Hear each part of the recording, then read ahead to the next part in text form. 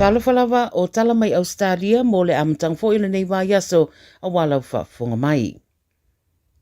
O le vinam po o le ona mai se tasi o spider au pito matautia i Australia e ono avea o le ki lea i le tongo fitinga o osa whainga i le fatu po le heart attack ia maisi ngase a fiai. O le ripote le 9 News i le so whailo ai mai su enga sa whatino o ilo ai le tūlanga ma le au su me le University of Queensland wo lato mo waina le tūlanga le nei ma tau mawhai e whao ngā e whaalau tele ai ia se waila au mo tong fitinga e ono whaasau ai le whaitau wafe o soifua i tau sanga te tasi. O le whainga malo Australia wo lato tu ina fo i le se furufitu tesi ma le 1 miliona mo le whaatu peina o le apolo keti o whaingoa the Heart Rehab Clinical Trials ia mai leo toi mamao na amataria leo whaataitainga i le tongo fiti o le whatu mai lea waila au. O le heart attack o le mafuanga o pito ta atele leo tangata maririu i Australia ma o tausanga taitasi e o orisiria ma le 5 maafe tangata e aafia i le whatu oso a e pea ma le fitu wafe tangata e maririu wai mai ia ngase. Pai mai ua matua i mata i tūma le tatoa e leo au se tālia whaatasinga, ma solo te te ua fuafua e nisi o whaalapaputonga matangata i le so, e ato i ere tausanga o leo swainga le Hamas ia Israelu. O le so le tausanga taruaina o swaia i fita le Hamas, tua oima Israelu ma fasio tia ere sidi ere hafe lua selau o tangata Israelu ma le lua selau fasfulu na ave whaapangu tā. O leo swainga leo wafua i le tariane a Israelu leo o mai le so, o lo wha awa upea ma o siria ma le whasafuru wafe tangata ua mariri wai. O le Jewish community i Sydney, o li putia le anga iane i Bondi Beach i le taona reina, ma whai aisa sauninga e whamana tuaile atoanga o le tausanga o le au sofainga, a ua fuafua se whaatasinga tangata e lango i a Palestina i le fiafiana nei le tau leono i le town hall. Pailoa i le palemia o Ausitalia o Anthony Albanese i sana whamtalanga i le so, o se aso e mana tuai ti ngā matu ia, mai matua i leta dia ina e Australia ngā yoinga le Hamas, vai mai le panemia le isa wanoa o ni winga whailonga lanu i so se tangata po so se whaatuatuanga i te tonu o Australia. E na ole walu tausanga le tene titi wari putia wa umalo na ola ina ua mule whale sa ia i Brisbane i le tai awa na nafi. Whai mai ora tamai tai uro tausa i dia fo i pea ma le tolu su tausanga le matua o le babysitter le ainga, ma whai mai o mātua le tene titi olo i New South Wales a ua mori maule ainga o se tene titi e fia whai whaatau ma tala noa matangata. Mori maule tinei mu le malosi o le sasao le afi ina ua taunu watu ma sa whaasoro ane I isi whale I au tafa. O le malosi o le afi o whaingata I o na whaawau na ngā ruenga le tine mū na nuinga e u ina umi se taimi o whaataria le whaamaoninga o le mafua ango le afi. No whaawau so suenga e ta ua iei fo I seisi ari ina ave le wharamai mo tong pitinga ina ua mana vaina le asu mai le afi ma o le so o lo whaawau wa ia so suenga. Ua whaamaunia mai leo leo to tasi si tangata wa mariu ina ua la vesa ta avale na so atu waise whale le tu I saute sisi fōsini I le vaveawa na leila. Whai mai le 7 News o se ta avale le tuenga le Toyota Corolla na se ese maleana tele maanga I sao I se pā ma so atu waide pito I lumo se whale. E leo ilo pena whapewheo na se ese le ta avale mai le awala a o se tasi ari isai whafuane o le whale lea na la vea atu waide ta avale mai ui ngā ruenga la vea I a paramedics peitai e le imanuia mamaliwa I lava o se ari ipe ama le 2 tausanga le matua lo whaataria whaamauninga po o I tonu sia tangata a o le awa ta avale na la vea e 2 tausanga wa pu eina leo leo I lea no fuanga ma ave le wharamai mo siaki. Na mulmuriane to e ave le ofisa o reo I Kamsi ma whai ai roa mō diango le ave ta avale whaatamala wa mafua I na maniu. E le I mawhai on tatala I tua a e tōtu rai I whaamsinonga I pāmara I le so a o loo wha wauri su enga leo leo. Tala mulimuli wa whetau le leile aso mālolo I le aso I sini ma fuafuanga le toatelo le au tāpua I le Panthers mai le pōna pō ia wase mālolonga le leipo ni tāwhaonga fo I whaamana tuai le mālola lātou au le sairinga sempini o le NRL le tāmisanga liki I le neito sanga lua whelua whaa. O le pōna whātaunu o le whetauinga I le wāo le Penrith Panthers ma le Melbourne Storm a tā longa māta ina na whaai ui ai se fulu whaa I le ono manu malo ai le Panthers mo le whaa I leo tausanga sosoo o ave pea masiampini.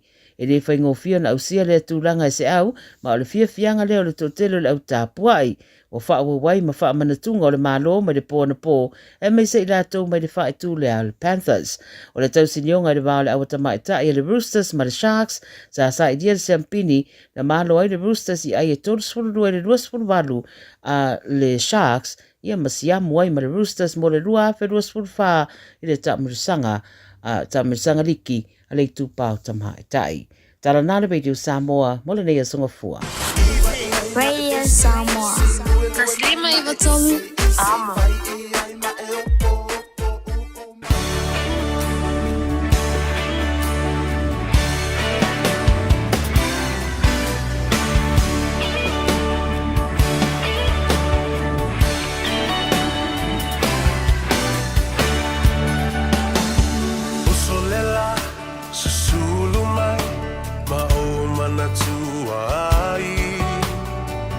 Samoa le nuu o te nofo ai pe wha pe whea na ngalo atu o I lewa ai Samoa o le penina o te fia I ai o solela susulu mai ma o manatua ai la u Samoa le nuu o te nofo ai pe wha pe whea na ngalo atu o I lewa ai Samoa o le penina o te fia I ai hangi mai se matangi e momoli atu ai Samoa matalasi ya le na agi baya se matangi se imomoli atu ai yo ua lofa nei ya o mo oe o la Samoa e matalasi patalofa malenganga fifia malenganga whaftai le anga le nei o le atua o mawhai o na tātou toi wheiloa iai le nei aso ngafua a matanga fo I o le nei wa I aso ua fo I le tua le aso e whapopo I lo suifua ia maseola fo I o le o una nei sa o mavi ia le tua o le lofa le tua o malo le tua fo I malona anga le nei o le ua fusi ai le whau o malo ua tātou toi wheiloa iai ma le manuia I numo le nuu pu e manu ai le o pu e mala e le o kua fu e le ngu ka ko fai mea sa o a i luma o le alofa o le atua i hate o e mau nei aso 10 minuto le mo te le tu lai lima i le pole kalame ngā ngai fo faiva o le atunu ia tawalunga atu ai fo i le au nanga a le ftalenga ia fonga bua o le vaibonga o le ftalenga fo ia se manu Francis Ioane ia ma le wha mui mui sa manuia ia lau wha fonga fo i a o tautu atu a matamai lava i le tai au na le la i le au unanga fo i ma le tautua a le sunga le ria o ia tawai beni ia malona au waa se yo o mai i le tofa ia titia o mai ia fonga mua male awa uli i le tautua le Radio Samoa ia le o tatou mafuta le ia tau sa versa yuli le unua i ali i so alo le nei Al Harrington Lavelle tatou mafuta mo tau se ia pa ia fo i le tu lai fitu i le fiafia na nei ia ona tatou tau mawai lea na mai lo waso na mai au fuafuanga sa fai i le nganga e o le la i le tai au i le oso ane o le la ia mawhapena fo i ona tuli usu o le anga i atu ngau le vao fai e le tai o e o i le ofisa o le whanau e usu i le a onga o i tasi le mea le nai malolo ta maiti mai a o onga ia nai ta mamti nā mātua fo i o le atunu e tapua i atu i mauta malau e no no fa kia ua la pisa i la ua ia e ngafo forko inga ngafo melo mako e risi kala kilo mai ke au fa mai le manga ngu ko inga lo mako ala mi ki me fu e ke e ve ka lo mako ara me ke pupulo mai fu e ke pupulo e fafu e va pena tanga matu e no fa ke au fa mai ke angeli si se me te me kupure pisa ai no o pa o la tu o winga na masani una yo tatu te mam tina matu o le tunu ya e fatalo fa ya te oi po ia mawalunga o le tafatolu le tatu va nofo ta uia na fertu a wapo ia mamalu fa le malo ya e te nane fo i po ia mamalu fa le anga nu fa le tunu ya e matu o le tuu ia te utou le whinga runga te tofi le tua i whata whaitau langa e fia. Whamai upo le atunu.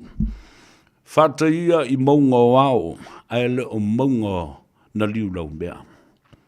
A lea, ua osa le tai au. Ma ua manatu foi, i le anga le leio le atua, ua ali ai whanua alalo. Ma ite le malama. A wa ua sina le ngalu. O le lofa, whasoa le nao le atua i ate oe. Ma u le nei aso, ma i lato umolo ngā lurue, o lo o ilungo le ala tele, ua koloki le kāda o le alu le fale. Awe ke alu ma awase mea a le fale whai ngā ruenga sole. Awe alan tātou tali e whapena. Ma tātou whai mea, ata ma whai mea whiwhia, walanga ele se upu ia o te whai atuai. Wa o masani i winga o tātou tangata. O le ili lau papa ele i whaia ni o na vai, o le mea o le ili fo o le alu i le wila, ele i whaia fo i o na vai. E no nofua o tātou tangata, ma whau vai o mea whai ngā luange, ma sāwa vali i whafo, ma whiu i ele pūlenga, ma le kampani e sui. Ele akawa ia le lewa maasangi i ngā biolnga, o le aluma ave mea whainga ruanga. Ale kampani, ia tuule nā mea, ai o te whamanatu ia te oe, le tā ua. O le veo oe o se aseta tā ua, i te tono o le whainga ruanga. O le veo oe o se meo se liability, mana tu e lua upuna. O le asset ia ma liability, a whai o oe o se aseta, o lona winga e whaata ua ina oe, e le kampani. Ai a whapea o oil se liability, ia pa o se mea fōlele, e le whātua ina e le company. O na i loa lea. O i la lesi ai afu le. Le tenga oi mea le company. Ma taimi o le company. Ia ma mea whainga luenga le company. Ia tātou straight up ale mea, e whaingo fie fu na e malama na wado lau ta vale e te loe le ta tia lau papa le company tu o lau loli ma lau ta vale mai mafo fauli tala sa vele fa mai e so wa o feel guilty ai kara le i ro sa vele mai tia wala ngo be ka ki ku ka vale le yau me e ko mi milo no o lo wa tunga la le e fa ali lo fa maoni fo le o le i le company wa to e alu le loto ai to tu umeia ai pu e lo mo e le me poet au lo le tai au ai usu tu lo mo supervisor mai oi wala ali le bele mai se fa mo le o me ko sa mo mo li me sa ngalo ku lungo lo o lo ka vale ia le na tu na mai tatou e le ngata o tula fono e pui pui ai ia ma avea mata ia lo lousa o ngale mu tono le whalwhinga ruenga. E whapena fo i una whaatau i nai e oe le awanoa le lei male awanoa whinga ruenga. Ma a seta ale company. Ma lo le ngā lue i o talo le suanga le vātili tātou te tali e mahalu no ka vale. Aua e ke moe. A ia e aka e ba e whalongolongo mai i le tautu atu a rei a tau sa bea ina ua ngā ngaifo o tātou whaiva mou tau whaiva. Ia bese fo i o whaiva mamalu le ainga sa le vi a wai e whewa i fo i le aso atua. Ia ma whaile la tau tala inga. Ia ma asisi atu i lea vaenga, ma lea vaenga o a inga o le lafu mamoe ma le e kale sia.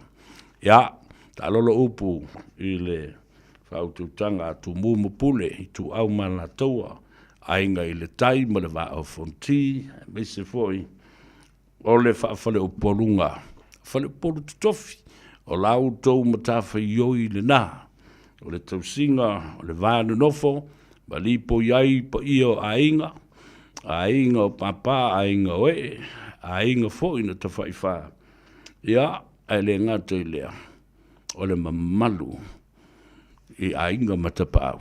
Ka pea foi tama ma ainga foi ma natu tama. Atalofa foi a sua mo le vai whanua. Fo mai tulangi sa ole ma se leo mua ma le laudiunu sa ana sai lua. Tapo inga foi au tatu ainga. Tuila mamanua, tu mua le motu, alole seifua manuia. Whaftai te talo, o tātou tangata umolo o lalama papa a hoi le nai tu wantu. Tele mena tupu le nei vai aso e mese le whai ungo le vai aso. Ea, epe o na iai ia le mangoto, ma le ngoto unga o le waa tau le nā, a leo le maloni usila. E se teimi papa ia tu fo iai, ia ma le popolenga ina ne iai ni wha le tonu e tu lai mai, ma wha le ngai nai le tātou ngāti whale ma le sisi o banga o Samoa.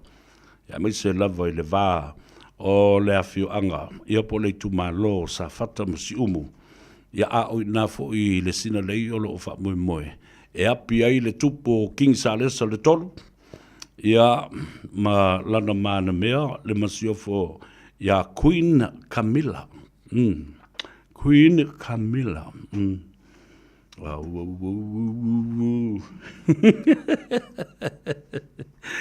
ia fa malo atu yo to favor de yaso fatalofa i whapito lava i nisi whato asiasi mai foi i le nei atunu le ele malau whanua o Aotearoa ma lolo malanga manuia lo foi lo tau lato i le ea le lato i le vasa ia ma le lato foi i le ala tau nuu mai manuia whenua i foi ma ainga o mai masani ia ai le ngata i lea o nisi na ngai mai sa ili matangi ai fo i tong fitinga fo mai ata mai o le nei atunu ia mo lato wanga va e tawala mai i le alofa le tua i tong fitinga mai se o tautonga ia ma me o fofo ma me uma fa pena talusia ia anga le lei le tua ma fa fo si ai lo tu sui fu ria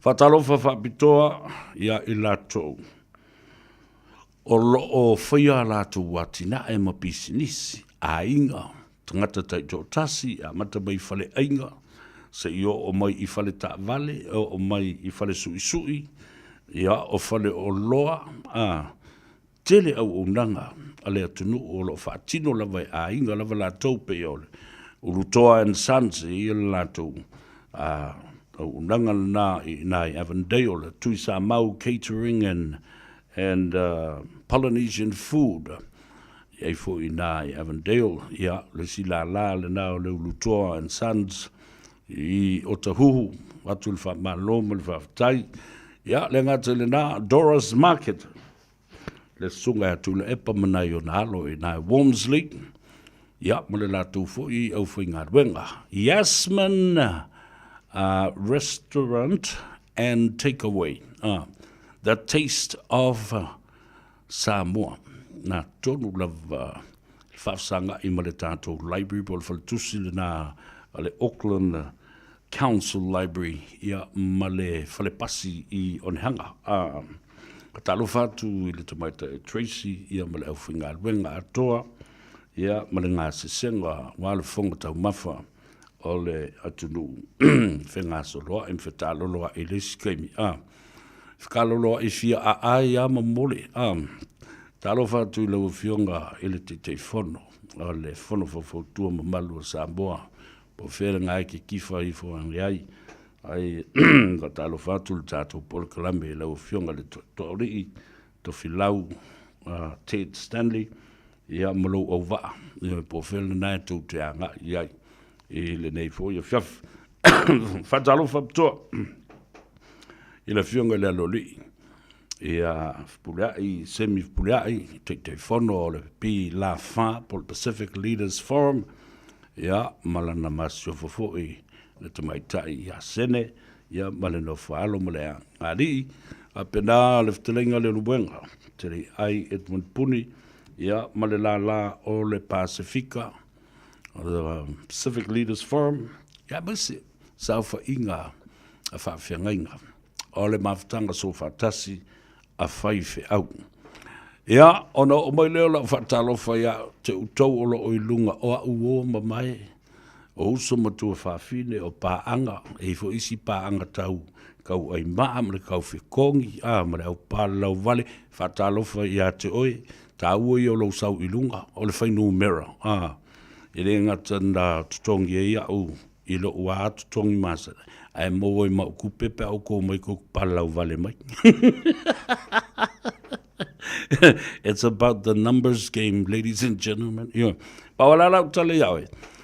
Yeah, tongi lau maa, o omi le like button, love it, and then share our program with all our friends and families. If you want to have a good laugh yourself, I'm sure you know somebody who wants to laugh together with you and I this afternoon.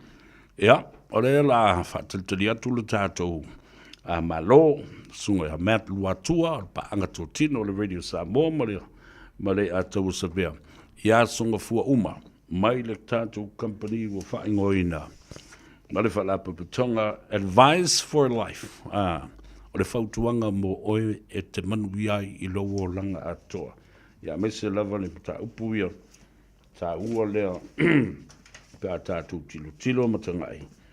I meo life insurance, puipuia o lo soifua maloloina, ia ai pe I folo mata ala I se tupe, e feso soani, e whai e ilo pe au whamawai. Ma se kopo e ko ure lima loma kua makamaki, e ke mo I ingi aku oe, ia e aruro mal whaadua tinale ai. Reki oa ko mumusu e whaingi meo o insurance. Well, tala sa ole na. Na mātali e alo fo ima. Mara sunga Matt Luatua lava yasu. Ina ua mātali no telephone. It's the attitude. It's all about us and our attitude. And sometimes we are very selfish. Tātou te manatu whapito. E le whape whaidolo insurance le temile nei. Ia maua loe lisi vai yasu. Le I whape ngāri I whaingore me. E whaafanga. Ia ma popole le se I makua. Se I kau makua ke isi le me. Ia le mea nea le ni popole tātou ma le whaia le mea lea. O lo le manatu anga I lumanai. Ke popole fua oe. Ai se mele limo. O le tinama tamaiti. E whai ai ia lou pēu whama vai. Ia malu lau awa. Whanongo I kala rau re whamai sari. Sia kala kakao sa whipi ele whewhe reo. Kia o e whewhe ngā meo. O e whewhe ngā meo. Kau ke o umai ai ang paore meo leilo e kankai o kaimi e kupua ianga ia ngā mea. Ale taimire nei, tātou whai mea tali e, maka ku fia whai le mea sili ona e loa te tau na whai. Ma mau ai le fia wā, e lau whaku e wawenga o mai le mea ngai ki mawawoi, o le kongi al whaalosa e runga lau whakawhaka. O lau whaangoa ngoa, ma lau waku, ma lau stress, ma ia ola fia. Fiore nei Samoa, wei nei si tautua ma se au nanga family noto mai le company o le City Car fua tu si tasi dua lua Lincoln Road Henderson te maua iai le tele o tawa la poa band e o foi tatu tawa le laiti tania foi la tau wha le tonu tongi e talafo mo le tatu cashback a ma tatu lima se lausi aga ia tu le lima afe tala fe so te mai ulungia Peter Perenanto le numera o lua tasi o wale walu fitu lua pe a manau mia se tawa le fau molo a inga I le tau malulu citycars.nz Fauta o le whanau o le tofi mai le li, salamo sa lausu fitu whau batonu. E leo toi umi ai o le aso whapitoa le whanau le lotu tamaiti o le nei tausanga. Whai mama dad, e pu e mai se video lau tau loto po lau pese, o na lafo mai le website radiosamoa.co.nz, o lo le link e lafo mai lau video. Ia awani over mane tolu minute, o le video e telean reactions lunga le Facebook o le Radio Samoa, o le ama wale whailonga. O te tala tau vanga le taimire nei, whangata video se las tofis fulu o ki topa I le iwa le tai au, whailonga I le afro se fulu le awaudi o le so la varanga fa bole e na videos at mighty taito tasi but we are telling lot of mighty mai le pulenga mala fainga wenga ale Radio Samoa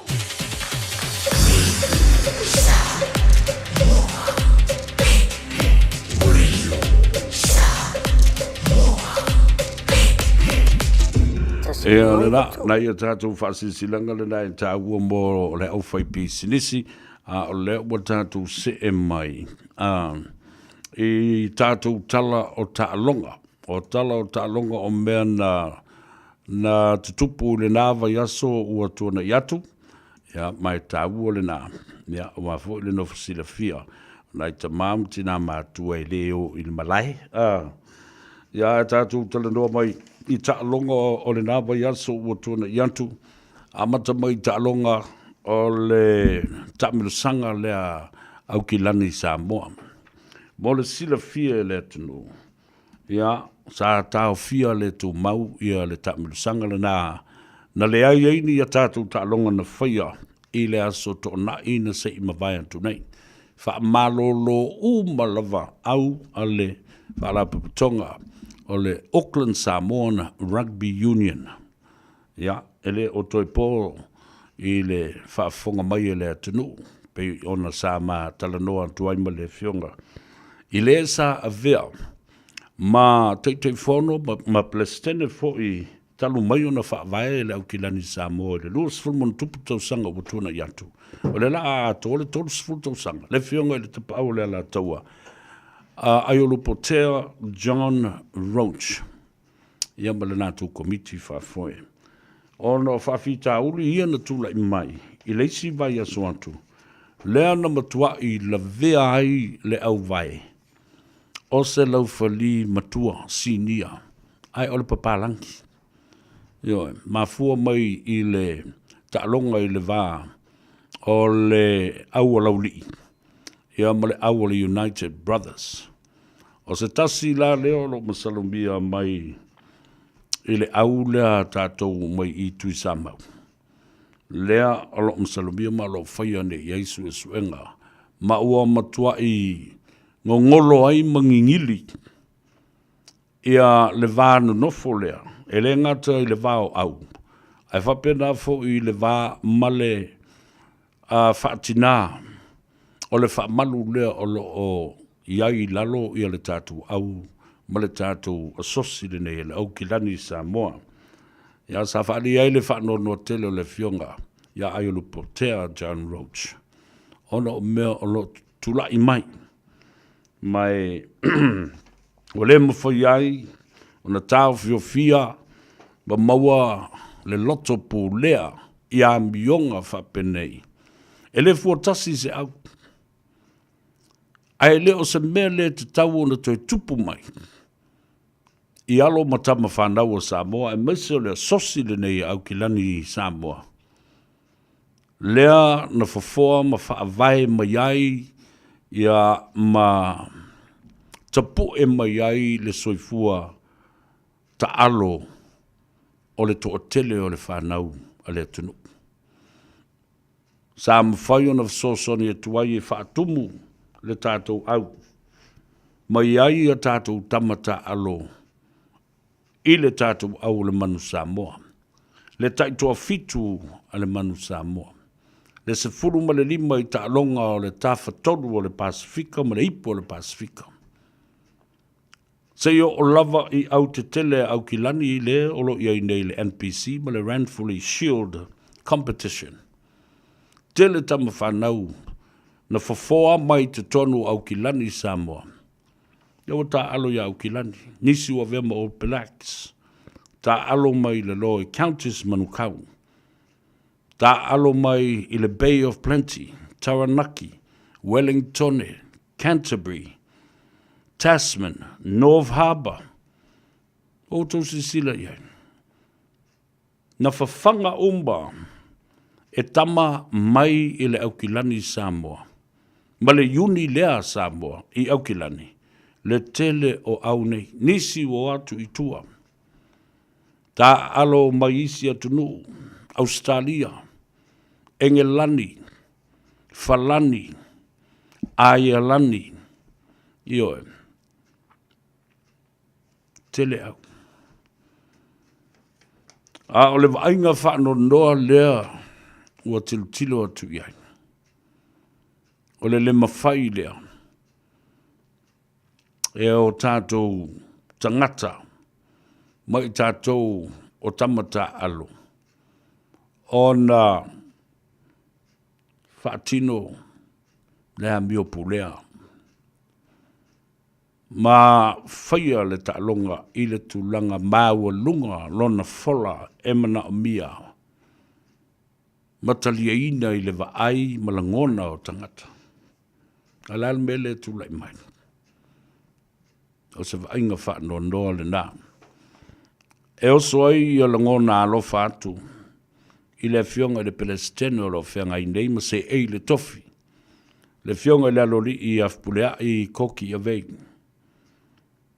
I le malu o lana ta inga. Ma lana pae inga i a mionga le talawhiangai ma mionga tū whanua. A mionga ia whaapua. Tulau whaafonga le atunu. Ioi. Danga e lea o ia. Mawhauwhau ma loto. Ina ia whaatupuru file mu. Well disciplined, in control. Nalala me wo iai. Ko tausi sila le mele o tu lai mai nei. La fianga a to le pulenga. To whamalie la o fianga la lori i le Palestine. Pule ai koki a vei.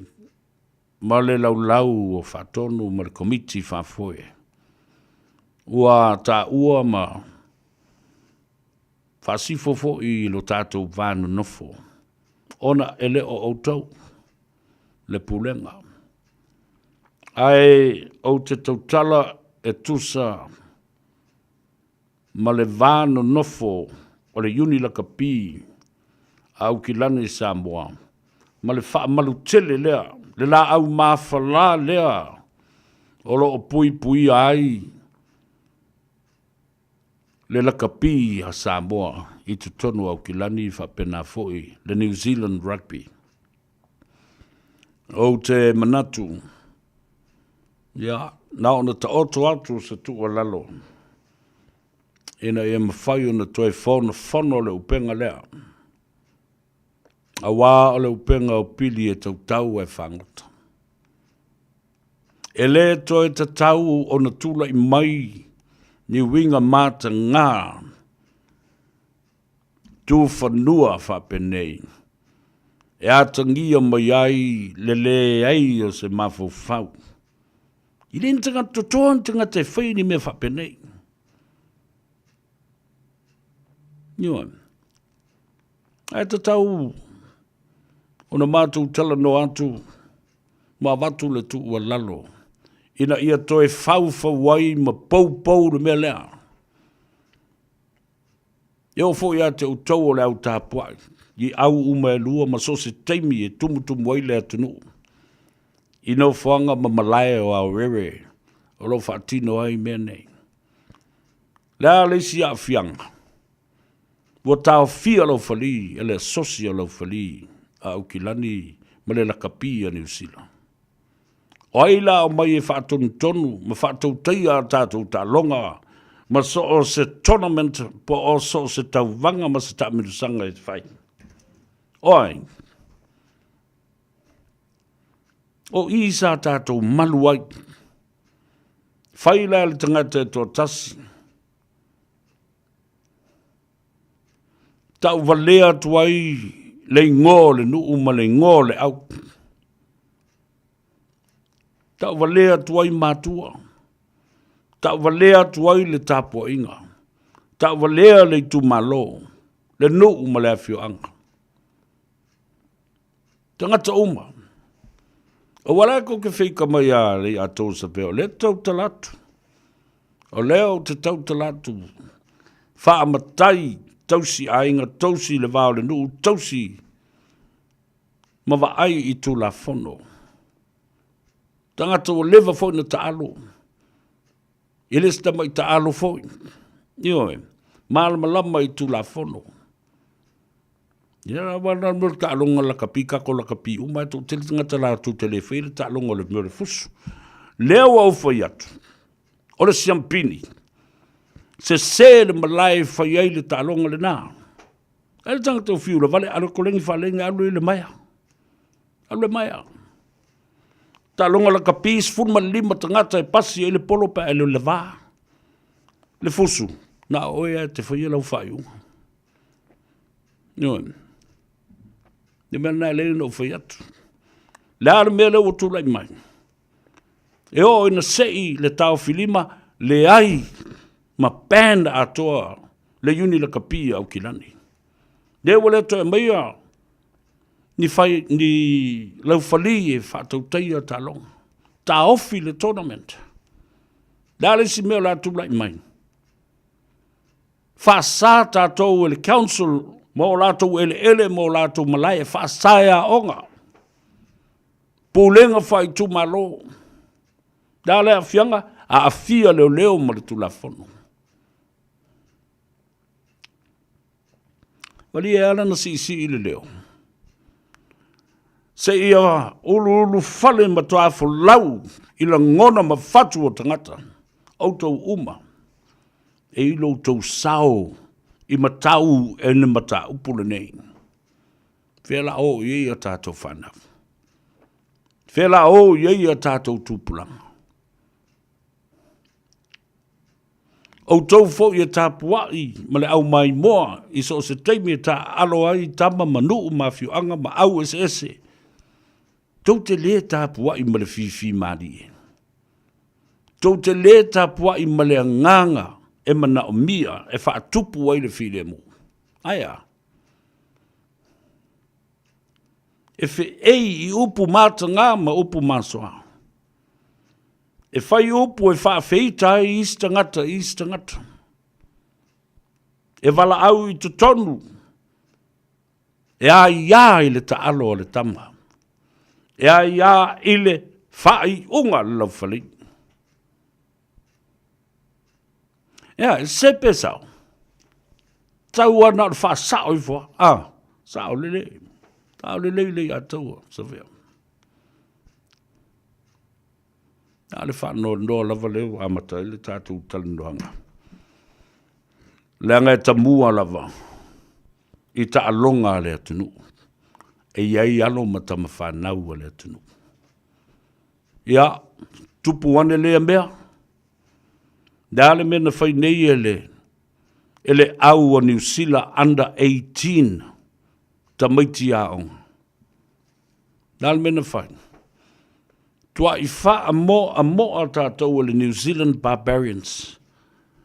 Se lau ma le lua ai na kilikiti ai.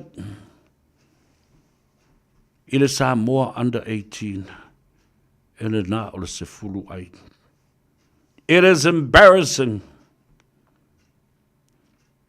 Mea nā e lai o nou tō whaafonga mai le telo teimi o talanoa ai mea nei o tālonga me se la kapi Samoa. O mea I o 11 town o develop mai le telo o tausanga umawai. E le nā o le manu Samoa e malanga. E le nā o le manu Sina e malanga. E le nā o le under 20 e malanga. Ia tofu sia uma au mawanoa e malanga I fafu. That's the international experience that we needed most. Tātou te le mana o mia ni tu ai ngā ai whaapea e tata ai. Ma whaatea peo ni tā kirikiti fōlea. Peo le tā longa na whai le mātonu.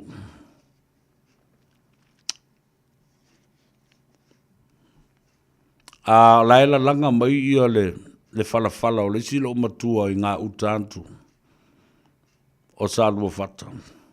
Ai le umbia ai tomo mai le polo kirikiti I le me. Ale ma mau le mere na tā mai ai le malai. Toi oma tomo mai le si polo vatul whafonga le atunu. E sulu mai ai le vai lau. Kiki a fo silo makua. Fa mai kala lo makua. O lai whaingi kirikiki ngā kai. Whai akusiang ka makengi lai. O lai whai kirikiki. Whai mai tala lo matua. O ai au lai ka alo. Whai mai tala sian tamatinu. Ke leilo. Whai mai lo mai tala lo matua. O ke makua I ofu. Au ai lai ke a. Ranga winga. O le mkua le a ngā le ke ala ewe.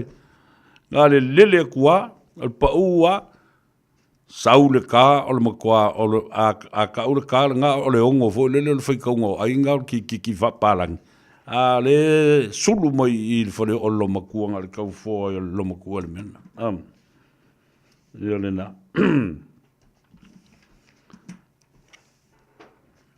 Seu sila sila. Seu le manu e tangai le ngalu. Toe tangai, ma toe tepa I tua. Toe tū ma tilo tilo e peo le ngō le ta maitai. Whea le mea le sasi ai. De mata upu le nei. O le a se vai fofo. Talo fai. Pe a sau nei se whai unga. E le ngata le a fianga o leo leo. O le a fianga o le tama lea malona a inga. I tu la fono o le good character reference ale immigration services. Leo o mai e tau ingo o tangata.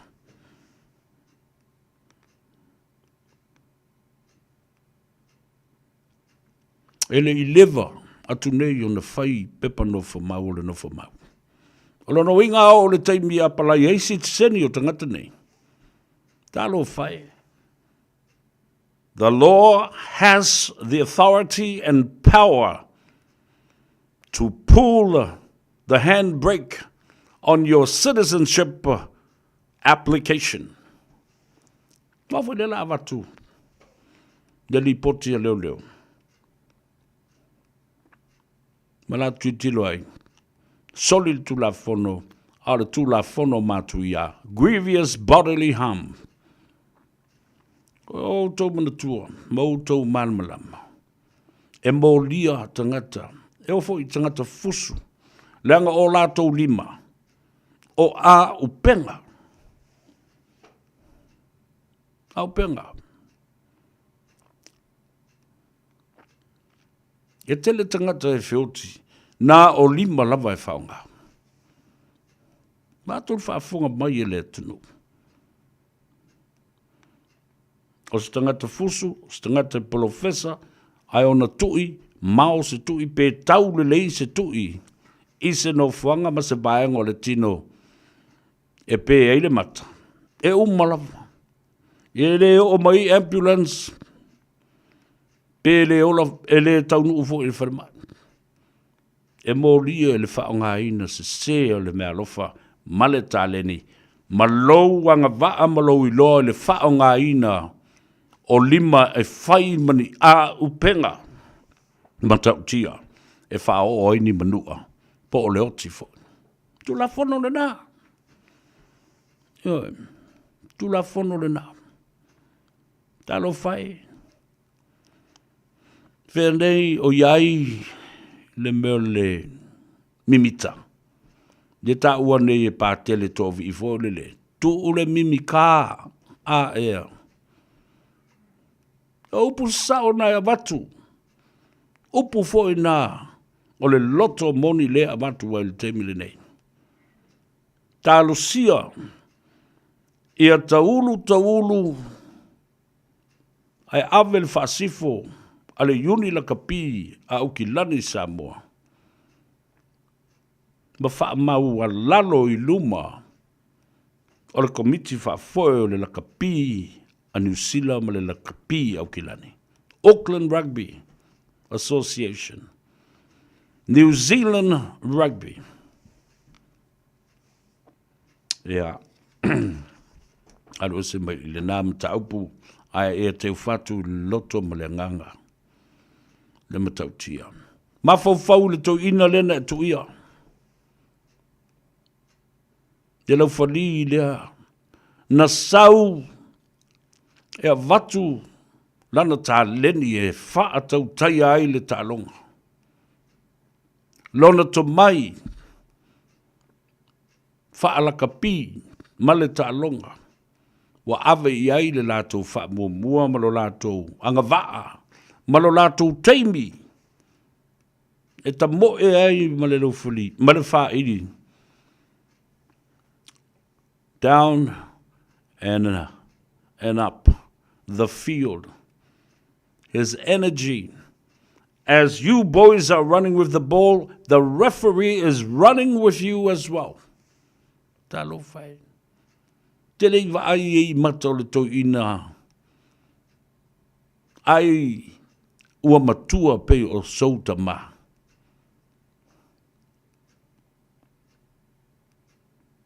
Ale upu me le ta o le sucker punch. O le tau i le tangata pala ai. O le whaapo o le tangata pala ai. Ni nei tau ina matua e le o toi lava so na malosi. O lona malosi a toa le na whatau tai ai. Le talong. E toi titi lava whano ai lona soifua. Ia ma le nawa yaso, le neiba yaso. Ai longa o mawhai o na lamu le leini ana mea ai. Au awhai au te loo matua ma lepe le au lambu. Ma lepe le au vai. Te mna e whai e sesi se mea whapena i souta maa. Tu i whapō whapena. La le la ngona e o ia te oe. I le. E le. E le ai ni tau i tupe. E tau i ai le loto ti ngā. Ma mawhatianga na o le neito ina lau whali. Tā lau whai. Au te fia su ea le to ina lea. E au mai i lunga o la upole kalame. I le asonga fua o le vai asafo. Tala o ta longa. A whai foi. E awa noa le atali ina ia whaia le. Whale lawe lea. Au te a mai i lunga o la upole kalame. A tonu o le a wala lea e sila mai ai. De la kapia au kilani. De a sosi o ta alonga la kapi au kilani. Whapena foi ma le la kapi a New Zealand ma le wha malutele lea. Wa mai lunga nei e whai e se whato e senga. Ma se wha le lenga. So ia tātou te hai awa lea, I whai unga e whaia e lau whali. Ta tia ai. Ta tia ai ina le lau whali e whaia le talonga ma whaia le wala aunga. Whatever his call is, he sees it as he sees it with the rules, laws and regulations of the sport of rugby. Don't put your nose there. You're there as a player. You're there as a team to cheer up and support players. You're not there to argue with the referee or correct the referee with whatever his or her call is. E pa tu uiele lo fadi, malana fa idi fa ile, de ngadwe. Ya le la o fa le wa to fa fonga mai. O te o mai le lo fali le pe a tolo na loto e sau e faisa na tala ya sa mo le lo langi atua I le ngana Peritania. Ina ia avea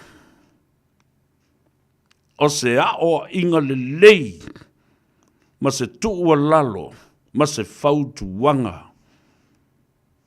mo oe ma uma tato uma o tato whanau o le au tā puai o le au tā alo. Ai awa no mai la ma le atali I le nā le na whaia le whanawelawe lea. Tali tonu mai oe. O se mea tā ua leo o wofo I nātu mo oe. Ina ia wha mamai lo ingoa. E le ngata I le nā, wha le le iai le vā I le tula fono. Wa le wai ia nei masai sai tia le tula fono. Ia sila sila ai sa moa ma le lalolangi I le tōlo loto. When you show up and say, Severe, I accept your challenge. Talia ina, lau fautuanga, whaale tamā, whaale matai, whaale uso. Malanga ele tu ala loa I atu tōlu, nai whaafonga le atunu. Lau li I mau I oi, le atou Severe le tau talatu. E whaafonga lo tātou ainga tui wasa tui ali. Ao paunga. Foti mau se nosa. Le fionga le sa whapito le nale. Le niu vai niu. Lea.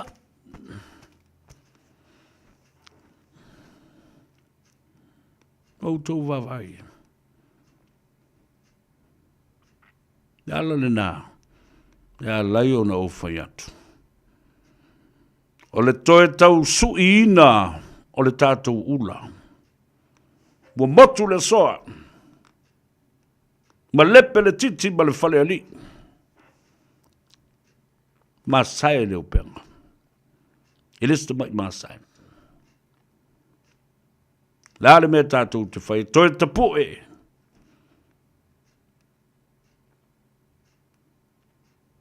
Toi sa ili. To wha ma le whautanga. Na ia wha tupu le file mu. Ai wha sao tupulanga sa moa. Ma le asosi na wha vai ai mea uma. Ina ia o ngā talonga. Ma wha anga tama. E ma sani ma mio le lei ai. Tupulanga. Ia le nā. O na tātou wo mai lea I a tātou whai unga o talonga. New Zealand Barbarians under 18 talonga wha vau malo. E ui na matua wha mo ai I tātou, Samoa, ia, I lalo se furu malevalu, se furu ai. But, let me tell you, I was watching that game, sa au matamata le tālonga le nā. There are some great talents te lea talini. Ana ia tātou whanau ia na mai. Masalo, ele 11 acclimatise o lātou tino. This is the first experience that they've ever had. Ele masani le tau. Ele le fo ia lātou combinations matulanga whapena. The skill level is up there and some great talent is there. All they need is more time for combinations and fitness and some more touring experiences. Ona se mai lei ta'alonga le International School Test Match i le wā o Australia ma New Zealand o tama i Laluande o le sifuma le walu tausanga. Manu malo Australia i le test mua le nā. Tolu sifulu walu i le tolu sifulu tasi. Tātou se mai i whaiunga o le ta'alonga o le NPC o le Bunnings Round 9 NPC ta'alonga o le talitā le Ranfurly Shield e le vāo Taranaki ia ma Tasman ua se'i ai nei e Taranaki ia le talitā mai a Tasman fas fulu ma le lua i le luas fulu ma le iwa.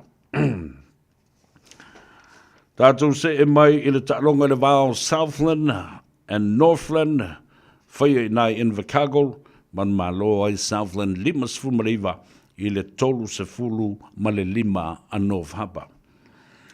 I le ta'alonga le vāo le NPC manua tū ma counties manu kau na whaia le nai Palmerston North o le quarterfinals fo le nā ma le ta'alonga muli le nā o le round robin number 9 man malo ai counties manu kau ma ua maua ai lo lātou avanoa i le quarterfinal e na ua whaia i nai manua tū luas fulu ma le ono ai. Northland and Otago, man malo Otago tolu sifulu ma le tasi le luas sifulu ma le walu. North Harbour ma Canterbury.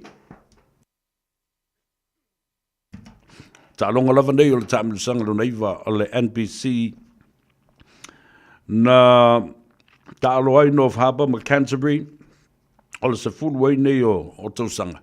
Iri i malo lava i a North Harbour i a Canterbury. A le mena tūla i mai. Na matua i wha a mo. North Harbour, ono sifulu ma le lima. Ka wailai le umi o tausanga. Sifulu tausanga ili i toi man malo North Harbour, ia Canterbury. A o leala, da manu malo ai i le asoto. Na ina se i mawai atu nei. Ono sifulu ma le lima, i le sifulu ma le iwa a Canterbury Crusaders. Ia mata ta'alonga muri le wā au Kilani, ma Bay of Plenty, man malo Bay of Plenty i le score muri lava maa ma ovai. Lua sifulu ma le ono, i le lua sifulu ma le wha au Kilani. Ia na nala ua mai atuai ia ta'alonga na, ala tātou wou. Ia, a wafo i a tātou telefou i vai whanua. E le ngangana Samoa mai i le tuafine ia Miriama Pomare.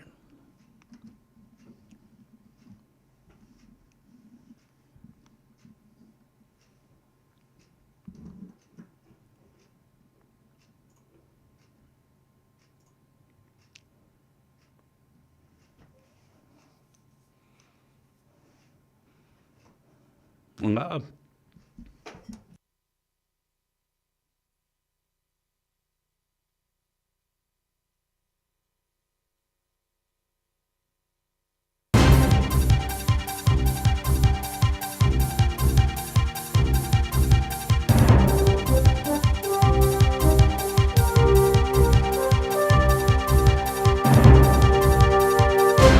Patal fatu i tala mai i atunu e mamau matala i le Pasifika mo le nei asangufua.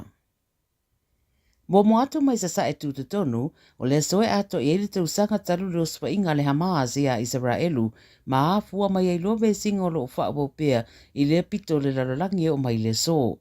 Ai titi mai peto o luas fuluonu tangata na fasiotia i ospa inga Israelu se fale tā puai malisi o a onga o lo whaamautu i ei tangata o leini fale i le o ngā tutonu o Gaza. Murip te fwe le NPC sa ngā rurue fita Israelu le ave seo nisi o mai leia le Hezbollah o tuuina i ana ma isi no fuanga i le panona. O whaelo fo i le ospa ia Israelu o nisi vaenga i lalo le palapala underground sa whaamautu i ngā yoinga le Hezbollah. Whalea o ngā ina ma le tele o au penga na mawai. O le pōna mawale le iaia Israelu sa isi ospa inga a anga i atu mai le ea mai le tu i sasae a ele i o i territorio Israelu. Na o whaabo pia whitawinga, a walipo tia o lo whaatataria fo ia Israel e le tau mate, e ono iai seisi o spainga tele anga i atu le Hamas, e whaamanatuai le tausanga o lana urua i o spainga le ua atoa tonu i le so.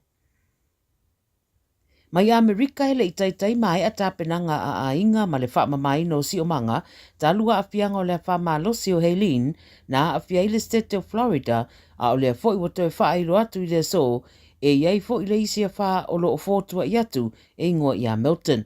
Ma wā ngātu fo i mō ngātai whale o le stete ini nei aso lumana iai.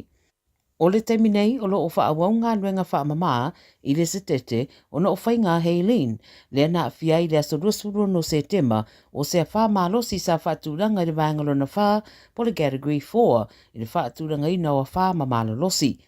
We mai o Milton, o lo i le vanga mō mua, category 1, mai o no o malosi o na sabiti le baluspulu mai le rei tūra, pe o na tuina mai e le whautuanga mai le National Hurricane Center. O le teminei o lo i Milton i le tusa ma le balusarausuli maila i le tu i sisifo sau te sisifo Tampa i Florida lava. Le asorulu lewa fofua e hawhia i le Gulf Coast o Florida e o atu iai wasi itia le malosi o le whale o Milton i le vaenga tolu. Lo o whautua ina a ai e pe o Miami, Orlando, Tampa i ti munga e mai mamafa. O le whai unga o le vaiaso na whafonga ina ai e le kovana o Florida le State of Emergency po le polo inga o whaalawlau whaafose i mō Florida ia o le fōi o le ato e oso whai atu e Milton ma ua whautua ina tangata uma i anō fusauni. Mai Rwanda, o le a amata whaataitai e le atu nuu le whaonga ina o se tasi o tui pui pui mo le Marburg virus, le ua mariri waile ai titi mai sfulurua o tangata i le atu nuu o le toa telo i le ato o tangata whainga ruenga i le soifua malono ina. O Rwanda, o se atu nuu i le tu i se sae o Afrika, ma ua lato mawaina le tusa ma le fitu se laua doses o le tui pui pui mai le Sabin Vaccine Institute o se whaalapa ptonga e whaamautu i Amerika.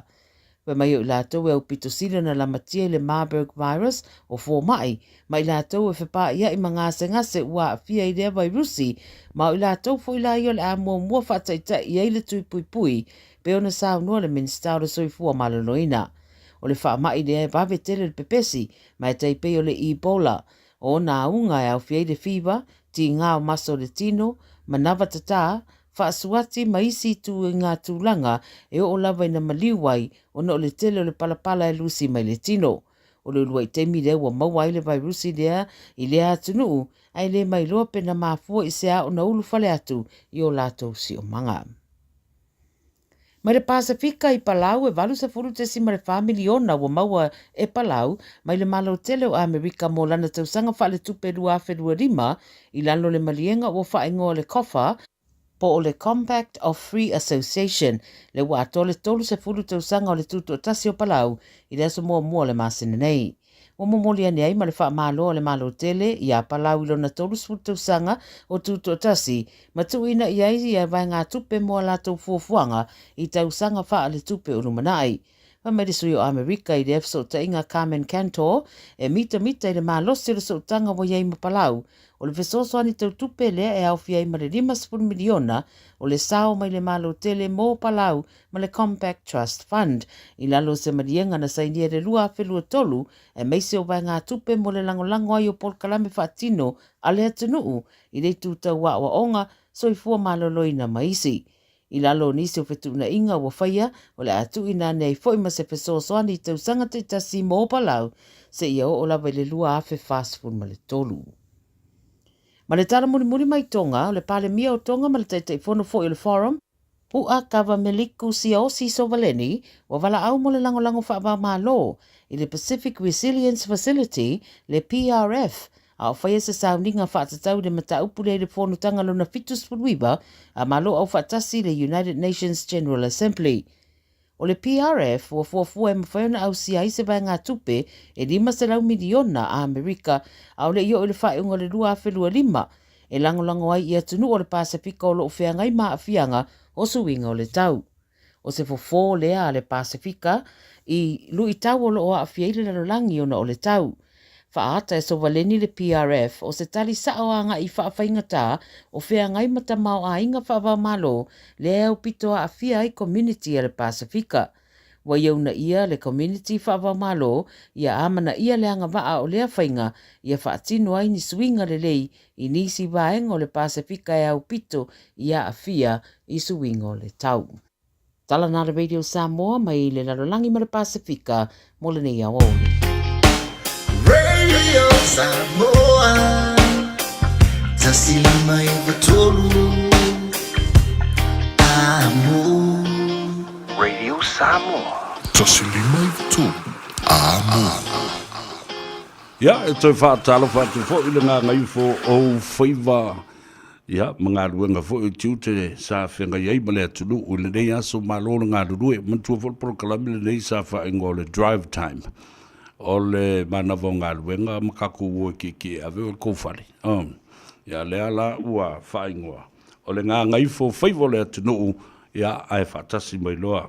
Ia, le sunga ia tungsia, Pio Wilson, ma o ia fo i leo le pulasidi o le tātou whaleta vale le Omega Cars, ma lole ngā lue, whaaftai le tua o ngā ngai fo i o whaiva. Lau sunga tongsia, ia, ma le mamalu o le whainga o leo whainga ruenga le Omega Cars, ma lole langi ma lo fo le tau ata i le nei aso. Ia, ma lole te noa, ma lole te noa lau whionga le ia taua, ia o le nganga lava fi ma le nganga le whaafitai, le neu o te mo fuli nei lao mo se ama noa le tato whale tā vale e wā koe ana pasalau ngā whaapitimisi. Ia lava te lava ma le whaadalo e whaatalo pasua e lau sunga le i pasalau i palo o whionga le ia taua. Pamalo se fumaria. Ia, a malo fuat whamalo si nei vai as fauvi, ia le tua ke teina me lo soifua, ia whapeso mato wola. Ia leo tato whela i lumonu, a leo tuonu. Ia, a whamalo le whalau manuia le ia taua.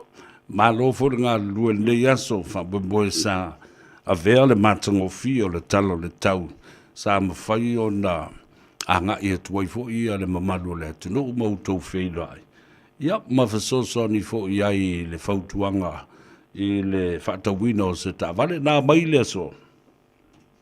Ia, tile mula so le li, ia, tolu nei ainga na wha, io mai tala mai au pa atumula tu talsanga, io lai pendi kumala tu talsanga, io whainga tala ma ia finance ni bai tau. Ia, alu se temi o tau whatal tali. Ia. Alu se temi o tau tali, ia, ta te lofala ina malu le atunu. Ia, ngā mola me vuni, ia, ta te lo le ala mangia talsanga mi tulanga whapugia. Le si me fai o whaatau lo mek, tonu pe whaakaule kikere kikere ma te sangai. Ia, komi tali ia, a whatal tali ia, i talsanga le atanu. Ngā lo whaftai o leu te lua e whai lava si tō telefo i o tangata o tau murimuri i tau Facebook ma le tau website e le na o au ki lani nei e malanga mai ai o isi fo i vaenga o le atunu o lo mwhai o na a whio mai ei i al tātou o tunu ma mau tau whailo ai. Ia, e sa le la morsa nuanga le ataua. Io e tō tele lava le afu le mai lava le Friday o le sfalele ma le sotona i tō tele tō wha ainga mai lungai whangarei.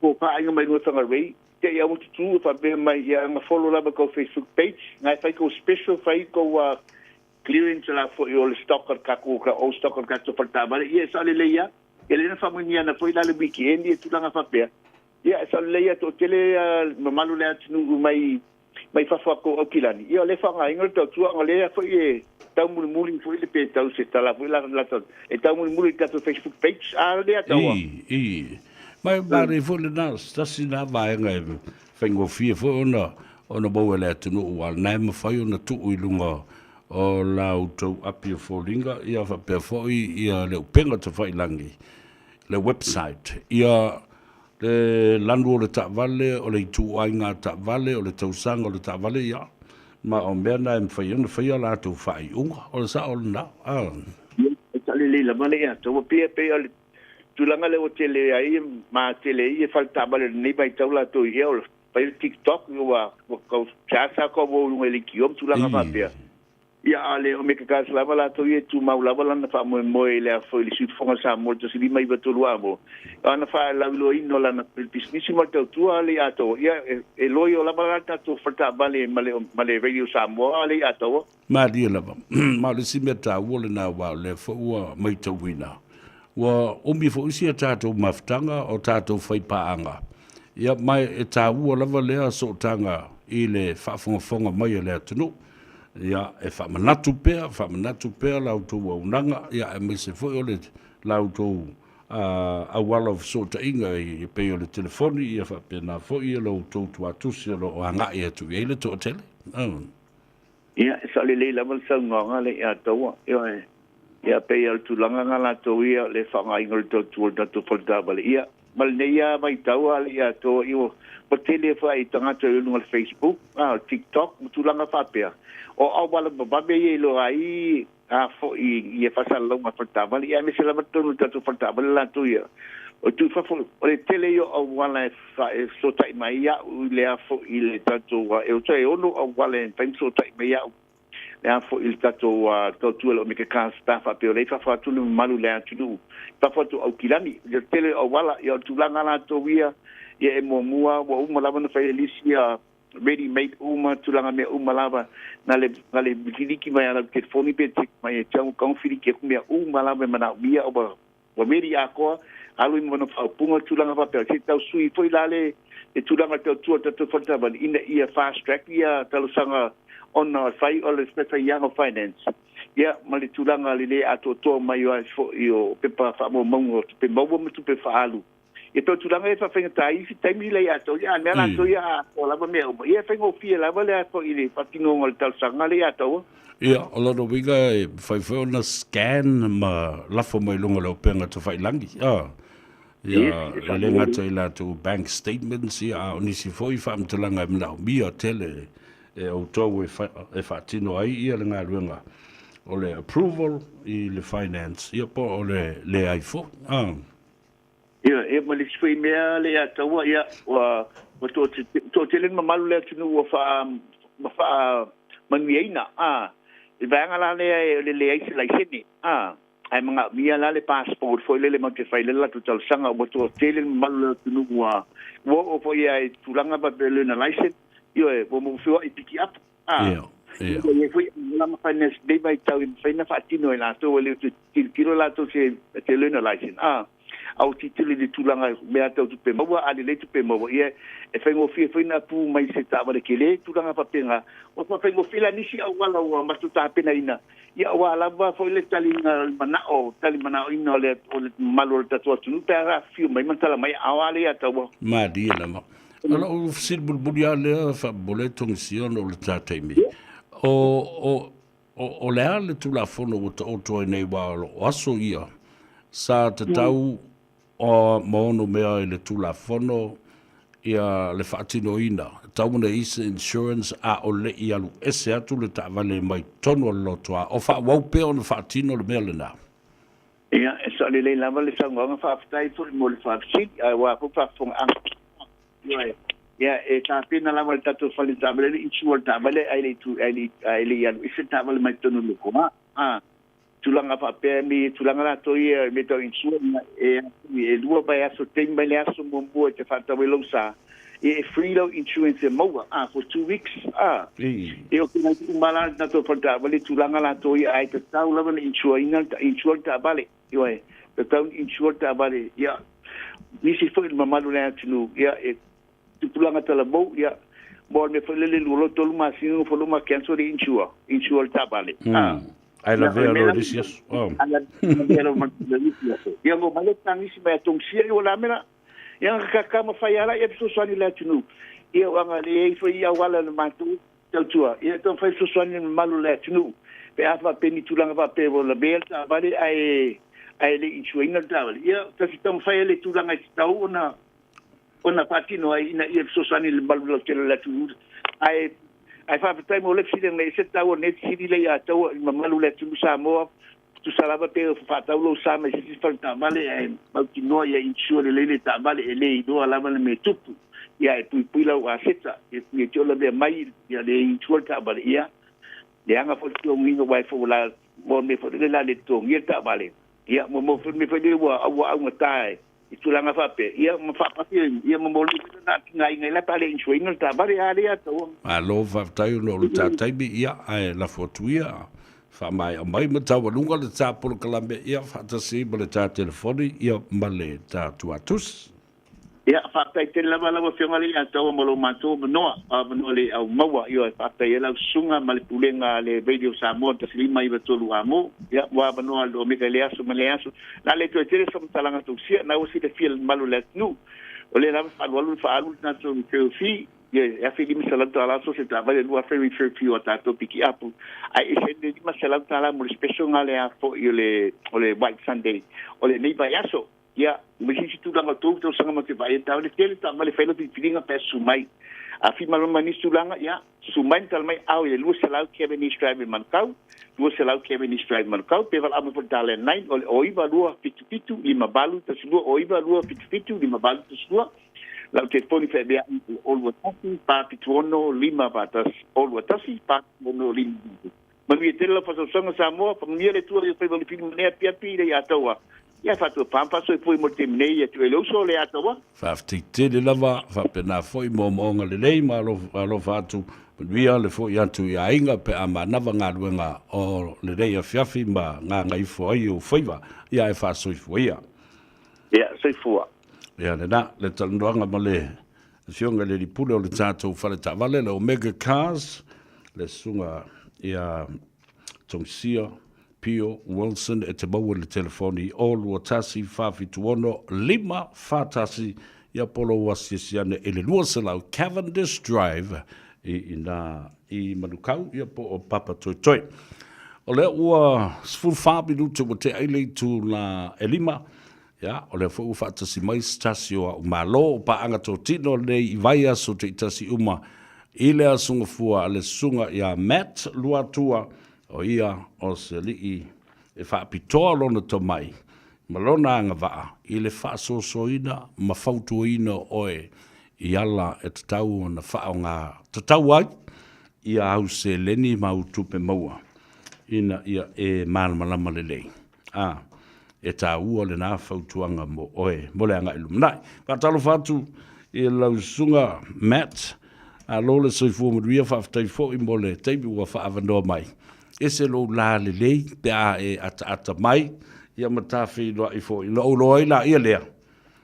You had a wonderful weekend. How are you, my brother? Talofa, and welcome to the show. Hello, so for Manuia, lo fionga savea. Very well, Manuia. Had a good weekend. Yeah, a lot of us was on Gaskongai, so we went down to Rotorua. Oh, nice. Spent the weekend there with our other son. He lives down there, so it was good. Yeah, it was good. Malo, so I think you and Seumanu for Fongamua Francis is Jonas shared the same birthday last week. So congratulations and happy birthday, belated birthday to you, my brother. Thank you, brother. It's good to be alive. Yeah, Samoa se ava no le leila ngasa alu te whauno wa soifua. Yeah. Ai o te tonu lava. E te tau au nei nai te ngata la tu te wala au atu ia ma tu ufoi dia la tu messages mo oe e mwhaiona e tali e tu ai. La se wawa ai male sila le feedback ia male tali e tu ufoi ia tangata e tu samale nei whaatalita noanga ai mese foi nei au nanga. Yeah, big feedback. To ele tanga vili mai au for the last 2 weeks. Ko kele appointments in the book, mainly around life insurance, some trauma insurance for my kinga, and a little bit around mortgage protection. I may say life insurance was the big one. So I think I had about lusi fudu. Kangaka appointments all over Okilangi, mainly Auckland, South, West, Central, and keep me busy. And I'm doing a lot of the reports for them because due to my due diligence, I can't see them just at one time. So like 2 or 3 appointments, to do with our compliance and put it through the system. So it's been good. It's been busy. Most of them came through the other end and Kaulia, so they've got insurance protection, life insurance for peace of mind. Some of them, unfortunately, was deferred due to, what we spoke about last week, the BMI as well. And so they just have a few months to get things improved. Hopefully, Karosia, we can, try again. Yeah, Malo. I think the pure message that we try to put across to our people is the importance and the peace of mind, and also to take us away from, thinking otherwise that the life insurance, you won't live to see that through, or perhaps beneficial to you. So the selfishness of the issue is what we try to tell our people. Ele whea mo oe. Alo whea mo lo alofa mo lo to lua ma lau whanau ma lo ainga. Talk a little bit more about that, my brother. Exactly, tāua, because like you said, ole mea tāua, it's life insurance is we're not going to see it, like you said. So it's for our our ainga, ko lua, ka meiki, because we're not here, whalawelawe. And most of the time, if when someone passes away, it happens suddenly. Se longa ele mai. Then if you have a mai, ngase, if a mai for mai, le kusile avelo ngalwenga, stop working, ele cancer, ele mai faku, ele stroke, and you got stage 4, langwinga, you only have less than fuluma singa, so fuai. So then that's when you can plan.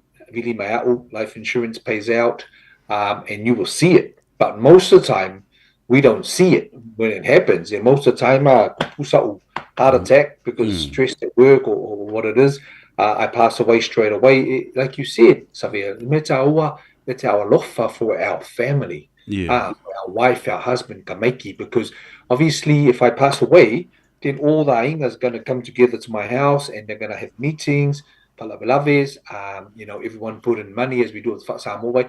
At least with life insurance, it's a good policy, it's a good plan. Have your plan in place where the money will be paid out lump sum to the family. So our poor Golua doesn't have to go back to work. If something happens to me, Golua won't have to go back to work for the next 12 months because to provide for the income to replace the kukongi. So it doesn't have to go back to work. Obviously it's a mourning time, sad, I'm not going to be here. Pay the morkesi, pay the bills, whatever, the funeral. It's the plan. It's a very good plan for whalawelaves. I guess what we're going through right now is just a revision of what we spoke about last week and the following week. Yes. Esele tāua tele. Awai, i tangata wala au mai te au. Whabura mole asavea. E mawara numera. Ara lo usol na Matt Watua. While we're having this conversation now, whafonga mai ia le pa ia le tunu. Numera ne masani no to wala au mai ole. All wa fitu. Valu tolu iwa. Tasi fitu, tasi fa. Te whafonga numera le na. All wa fitu. Valu tolu iwa. Tasi fitu, tasi fa. Yes, very good. Eila lesi free phone na ole o lima o valu. Fa fa o fa fa. Toi whafonga numero na o le numero e telefoni e le se togi o lima o valu fa fa o fa fa. E mankua e fisili mai a o pea kali de whingi pālangi ke whongi.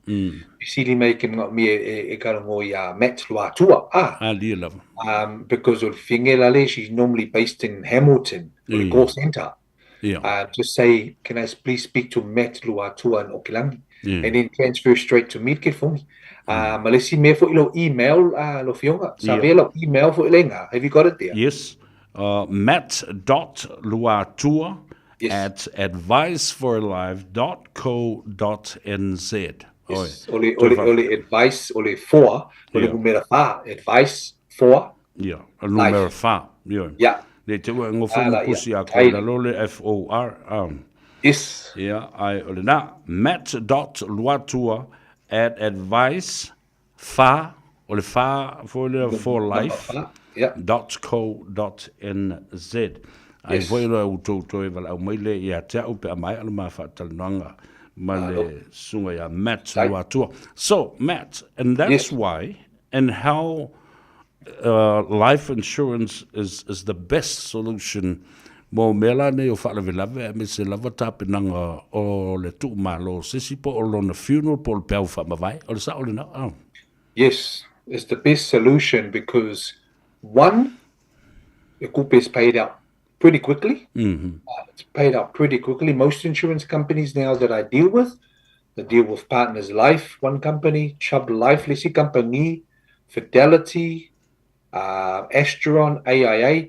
So all these companies are kupule falekong. Umi, In the money, when you put the claim in, the funeral money ko kongi mo mua.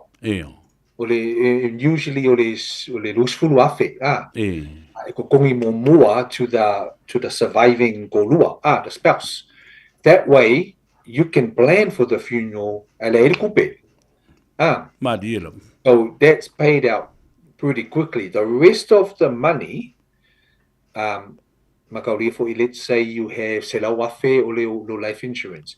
Kukongi mo mule lu selawafe.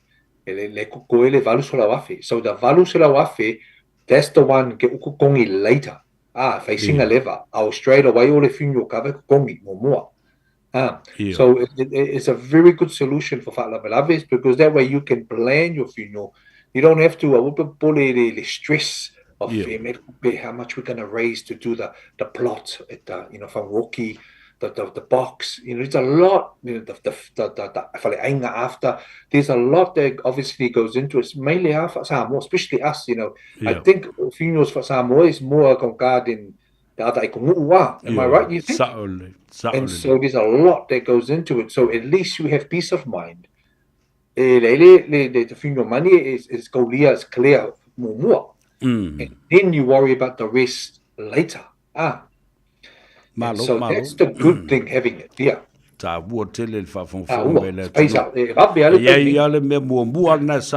Funeral coverage 20,000 alawa isa tupe te tua ia ima e loa o lea ua I o lima a lump sum 20,000.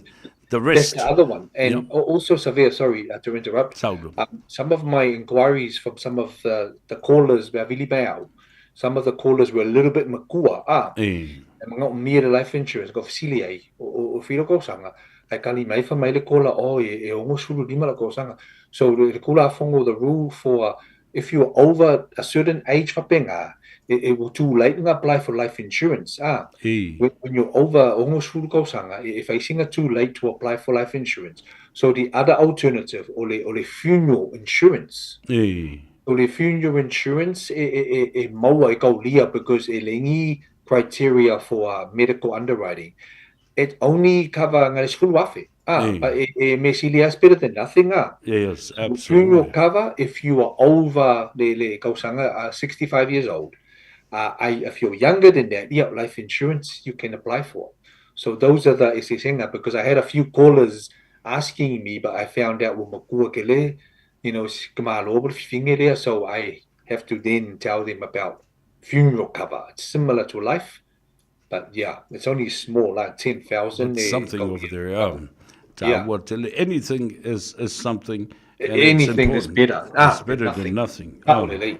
Ai le vaenga le ta o le employee benefit group scheme. Le ta o le vaenga le lau silsile. Ma et visili.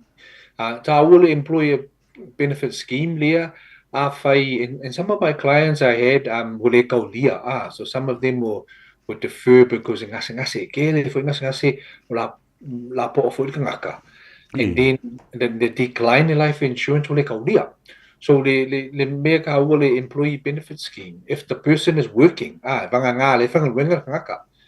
they're working and if I can get in front of their pule or their HR manager, if I benefits of having an employee benefit scheme where I failed medical insurance, where they cover the falmai, get them back to work. If I've go for or among the pule company to cover the life insurance. So like we're talking about funerals, but Avelaves pays out to them.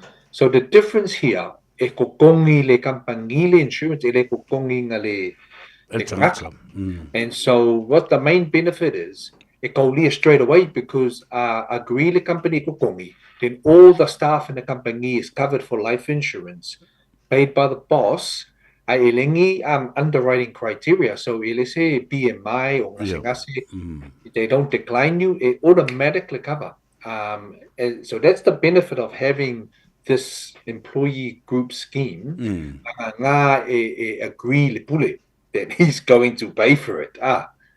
That's the catch. That as long as the boss is happy to pay for it, and as long as they have more than 5 staff in their company, like your company, Xavier, then the boss says, "Yep, I can pay that." Yep, it's very tawa for the staff. May say us islanders, who have a lot of ngases and are heavier, they're covered straight away, straight away. And not only that, Matt. Whenever a company does that, it shows that they do value the contribution and the life of those that are employed here. Absolutely. It shows that they value them, and part of it is to show they care, engage, so that the staff member says, "Oi, Leilo Pule, he's really good. He may not pay, his kokongi may not be as good as the other company down the road, but I'm going to stay here because he looks after me with this insurance, and they always put morning tea on for us. They're always very, kind to us." So it shows the engagement, Xavier. And it helps the productivity because a happy staff is a happy, production doing Happy their work, boss. and they come to work. Yeah. So stay me love if I saw to talanga. I miss it for the belly the safety. Yeah, the safety, yeah. Itono o whalawhinga ruenga. Yes. E ei tu la whono e pui pui ai i a tangata uma. E le ngata la na pui pui a tangata. E pui pui e fo i a seta whapena fo i mea tō tino ale whalawhinga ruenga po na company.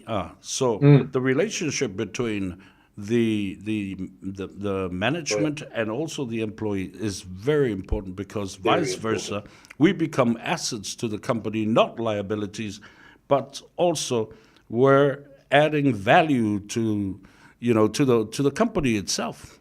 Adding value. And the other thing, one more important thing, I forgot to say. I say to these employers, fail scheme there, then you can replace this instead of a pay rise every year to the staff. Put this in place rather than the pay rise. That way, it protects pui la ko langa with the life insurance.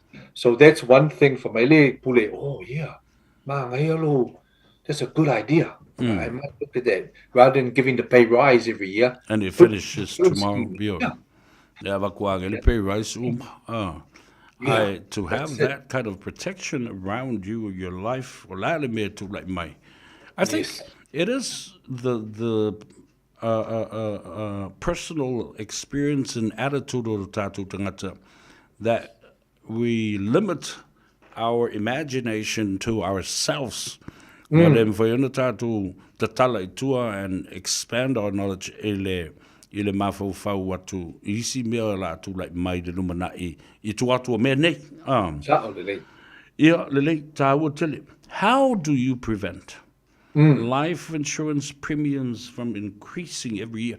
Tausanga uma well it's a fixed term rate in the middle of interest rate for le fale loan mortgage it's different. I've a feel na ta ngalu ina ia wha mautua I pema pauta isi po ilau premium I le tausanga ma le tausanga. Yes, very taua. Insurance premium, unfortunately, kausanga uma, e haru lunga kau. We can't stop it because every year, if I go as we have a birthday like me every year, and so for my insurance company, Kamala is getting older every year, so they have to put the insurance cost up to palengi with the risk of us getting older. So that's why the insurance companies go up, and a lot of us, our Samoans, cancel the policy after say 3 years or 5 years, because via the premium from 5 years ago, the first thing they do is cancel. And then as soon as they cancel, then they ring the insurance company too late because we might cancel. And so two things. one way, a lock in the premium. Olanga winga. If I do the insurance, life insurance, level premium, or the winga the level premium, it stays the same. Kausanga uma. With inflation and everything, stays the same. It's more konga if I level the premium. For example, if I do a life insurance for you, Xavier, and I give you a quote on normal premium, rate for age going up every year, and I give you another quote on level, then the price, you're going to say, ui, for luasela wafe level and luasela wafe rate for age, the rate for age one is more konga. So you're going to pick this one. But the problem with this one, they have lunga every year. This one, the level is more konga, but it stays the same. So it's more konga the first few years, then it gets more konga later. So that's one way to prevent Xavier level the premium. Maisiaga go over 35, 40 years old. It doesn't matter if like kiki sanga because it's konga, but when you're getting up there, fast the more risk that they think. Look at level. I want to cancel the policy, but bring your insurance broker like Vini Meau, level the policy and then lock it in. Yes, facing konga in the first few years, but you know it's not going to increase again, to rise. So that's one way to prevent it. The other thing, if I long make ngaka and they're thinking of cancelling their policy because, like I said, to konga every year, have a think of reduce the cover. I will cancel. Yeah. So if your cover you took out lima kausanga 5 years ago, lima sila wafe, then reduce down to lua sila wafe. It's better than nothing. Some cover. Absolutely. And ealu lalu kau. Rather than cancel a lesser cover for peace of mind. Your best advice on this, Malau Fautuanga, ta ua lava mo tangata umba. Don't cancel your policy. Ring me and I can come and negotiate. Don't cancel. And give you advice on this. Absolutely. I will cancel that because, I mean, when we look at, I said to one lady, I know it's konga, but I said to her, if I look at your bank statement, I'm probably going to see, wale cancel le McDonald's, male KFC, maisi me still buying it. If I make on card there, but we're still spending in other areas. So we have to look at the whole picture. Silianga reduce, don't cancel. Try and maybe cut out some other things you're doing as well. Look at the budget again, and try and make it fit. Tino lai regulations le malopo isi tu la fono yo fa tu langa mai nei. It's almost like these people are invading our privacy in terms of looking at where we spend our money, whether it's McDonald's or KFC or a morning coffee, the usual ritual that you do. Yes, I know. Ngā mai leif mai kipi e sere mera, kipi e sere mera, whawi, le se kofi au sole re mera. Ngā mā fōrme ngā i le lockdown, Now where they were looking at where we spend our money, It's very wrong, Sa olele. Nā lo, whaftai mo le tā ua tele le tā. Le wo tā kawa ina uma lava mea nei. E o lava i le mea fo, le le tele o lautino, the body mass, index. BMI. Au whape ia tangata. E le lope o tele o lautino le nae vave mawai o se wha mai po le tina puta tele.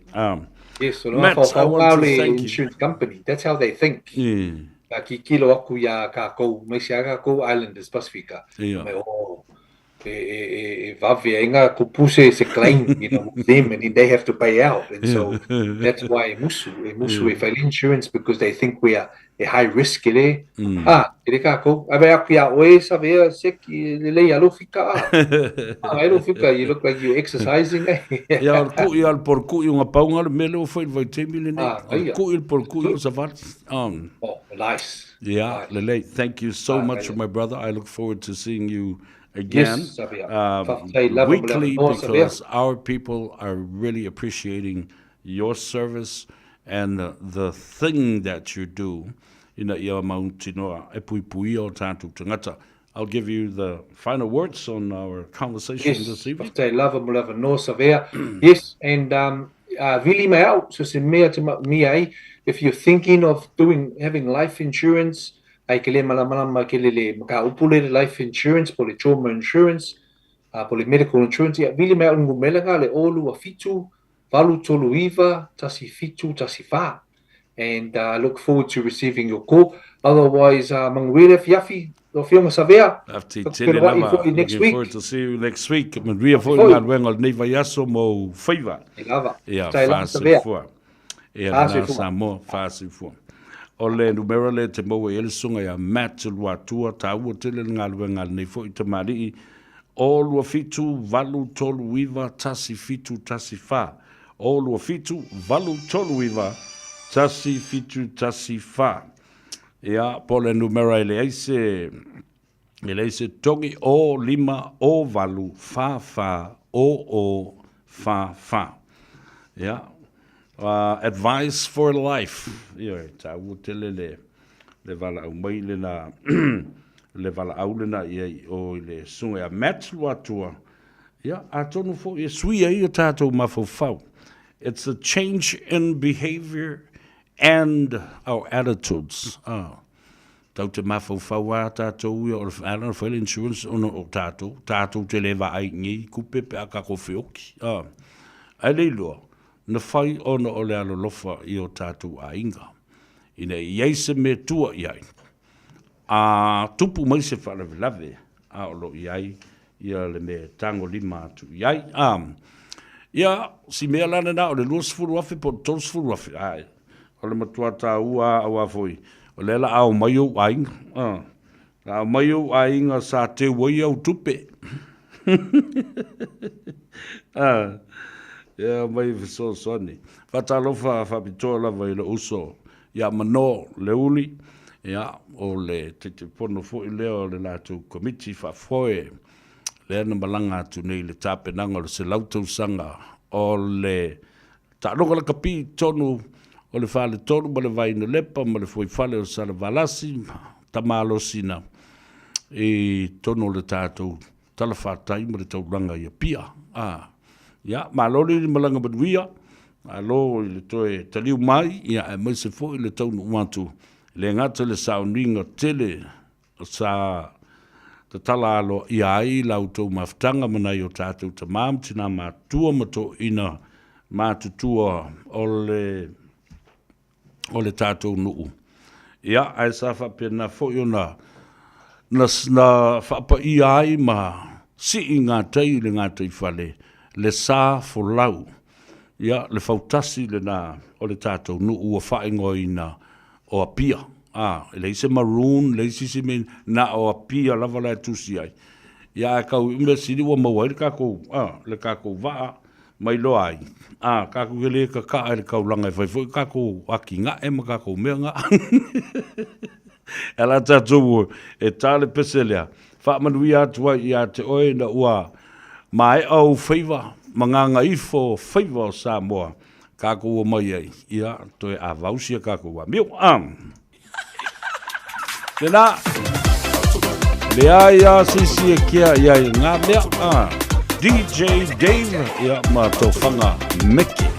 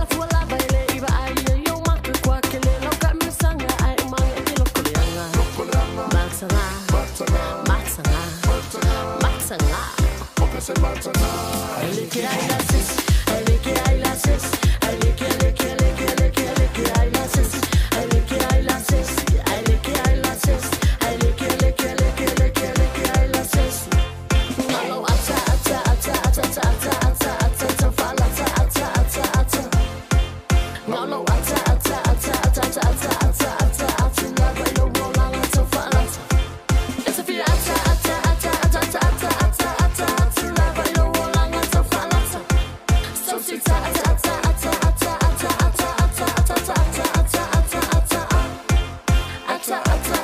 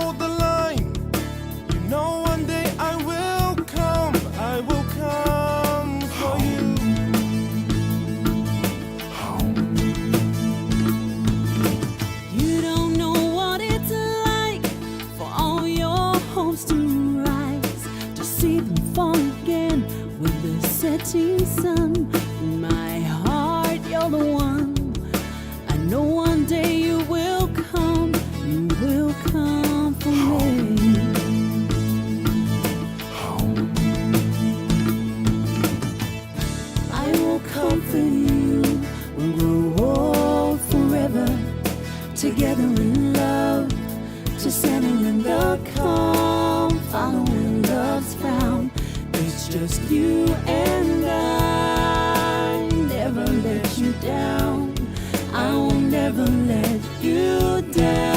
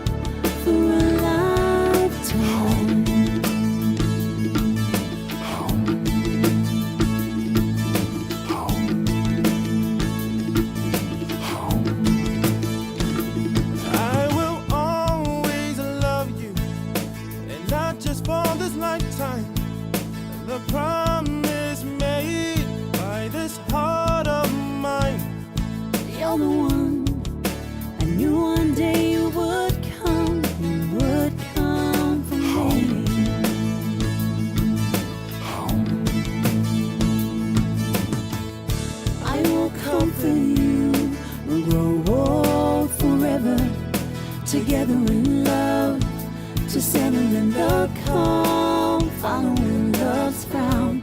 It's just you and I, never let you down. I will never let you down.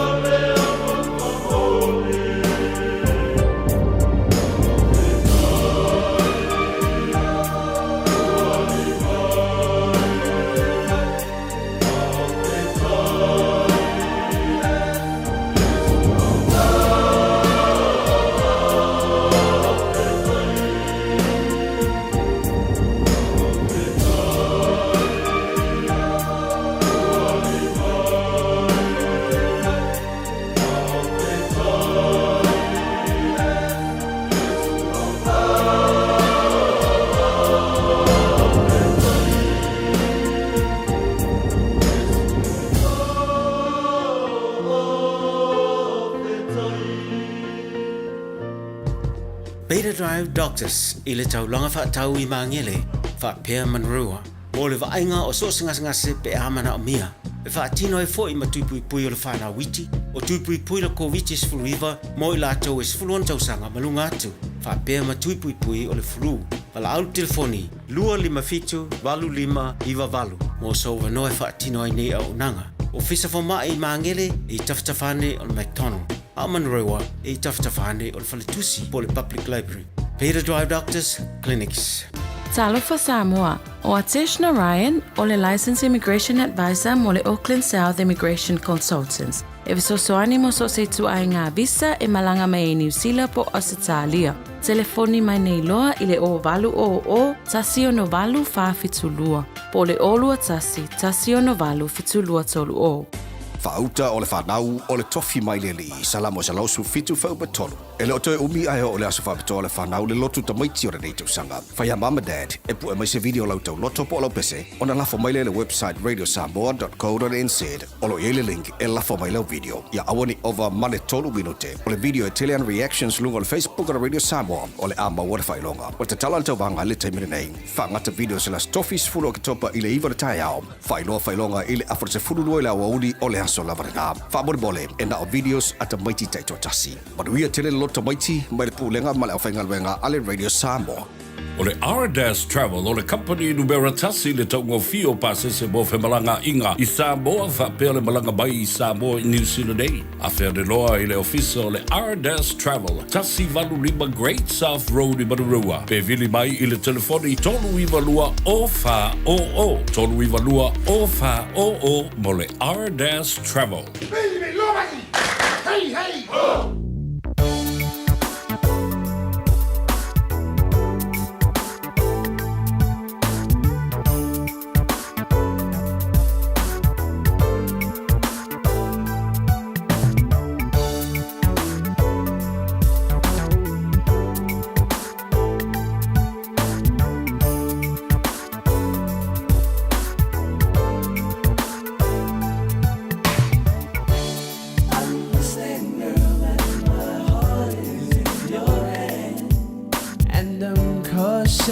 of falling in love again. So please don't hurt me. I'm scared. Don't desert me. I'm afraid of being the fool. Girl, I'm yours if you want me, and if you want my sweet love, I'm yours.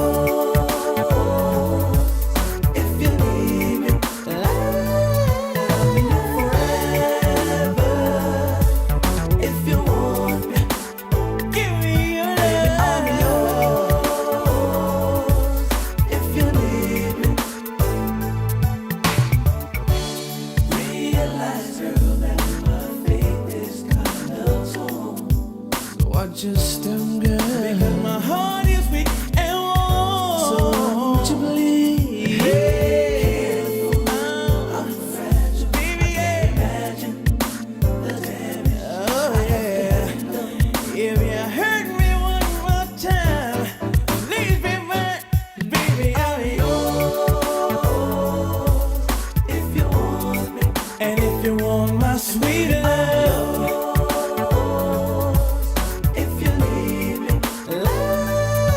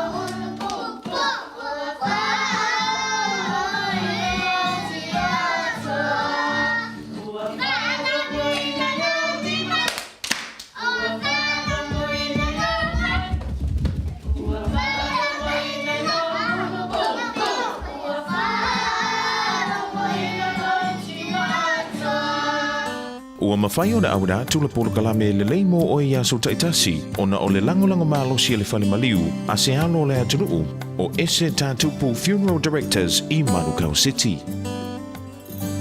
O le ese Tatupu Funeral Directors o se Whale Maliu Samoa o le tali foilea o taimi whaingata ona o le malanga al maliu maleoti e mawhaifoi ona latu awina atu maawina mai tino maliu o e pele mai so o se atu nuu o lalolangi mala auno le ese Tatupu Funeral Directors i le lua ono lua toru fitu o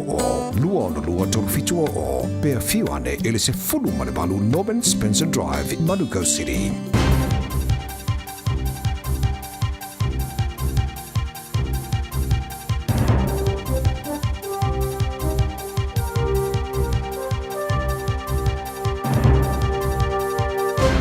In this update, a sense we may dodge the worst reputational damage from sinking HMNZS Marawanui off Samoa's coast. It sank on Sunday after hitting a reef, catching fire and going under. Massey University Defence Studies Professor John Battersby says on one hand we've lost a vessel in peacetime over a reef the ship should have been able to locate.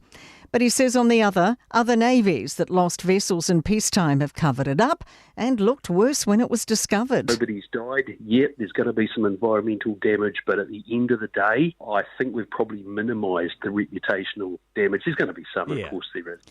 A private investigator says a confirmed sighting of Tom Phillips and his 3 children is positive, but he's still outsmarting authorities.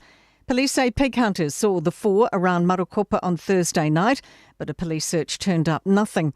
Jada, Maverick and Ember have been missing with their father since December of 2021.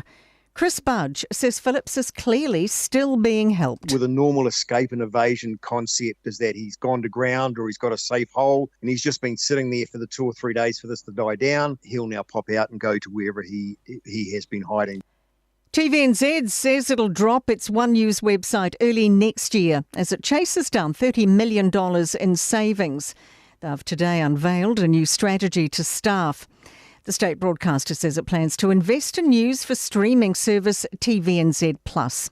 And youth platform ReNews will focus only on videos. Israelis are holding memorial services 1 year after a dark day in its history. On October 7 a year ago, Hamas attacked with the death of more than 1,000 Israelis.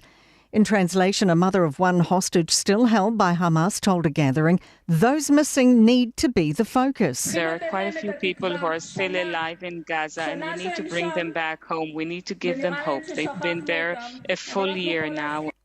That's news. In sport, coach Scott Robertson believes veterans Sam Cane and TJ Perenara are important for helping develop the next generation of All Blacks.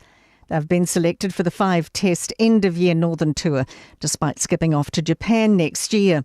Robertson says with 187 tests between them, the pair's leadership is still vital. It's always a balance between having the experience, guys that are test fit, balance of leadership, and what does it take to win up north. And they're a big part of helping the next players come through and building for the future. In the balance of it, that's why they come in.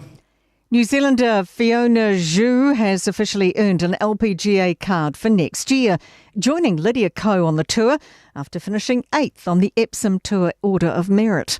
And that's sport. I'm Raylene Ramsey.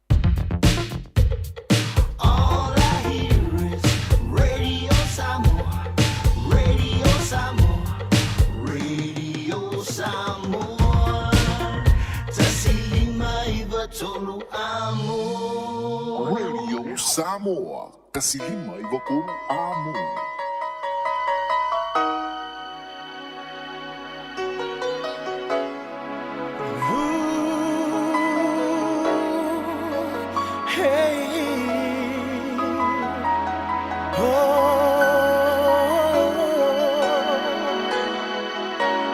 In this world of sorrow and broken dreams, I found a place where I can hide. In the depth of your charms is all I need to know. Is it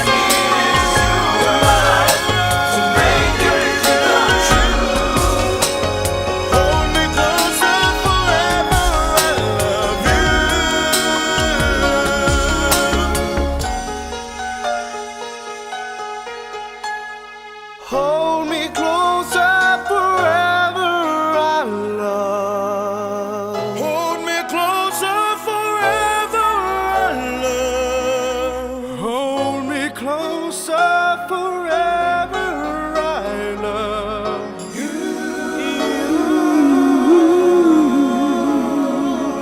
Jumbo Jam brings you to 10 minutes after 6. Right here on the Voice of Radio Samoa. I le tātou polokalabe o le nganga i fo o whaiwa o Samoa i le nei fo i asunga fua le amatanga o le nei mai aso o le was fulu minute o te aile i tū lai ono wha mwe mwelo o mwia o e malau whainga malanga i lungo le au wala tele ia e ui am fo i le o indi ti munga ua pa u fo i lea ia ai e ia le whae te tenga ina i am whai o na mawalo saunga le mu saunga le mu fo i malisi tangata manatua i le tulafono le nei atunu ala vea le pusi po le maile po le pako o ia ke o i lungo le awala e loka oi pe amo watu o i leo leo a wafo i wai le tu o avanoa. The public road are for the public, including animals. Tulafono le na. Fatalo fo i lo uso a mano le uli ia va pe fo i ia lana mana mea. Ia, ma wha malo atu i tūte ma whaiwano whiri mo le nei aso. Le wanga ngai fo whaiwa le atu ia, wha mwe moe sa manuia me uma.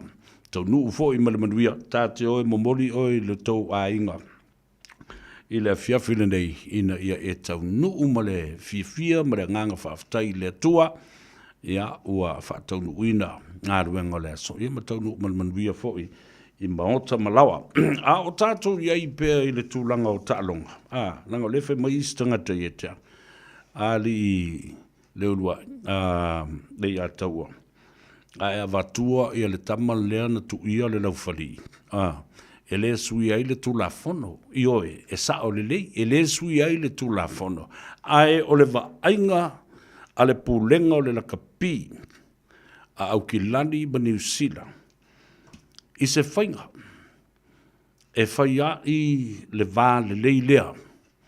And somebody that is truly sorry and sympathy about the whole and apologize publicly. You know, ia whaasifo fo i le tūlanga o le vainga o tangata lau tele. Mai loe fo i nā, le tangata e tō le loto, e sau whafsanga i male atunu. E i fo i le wingo Samoa, e vave lo tātou ma e a e lisi teimi.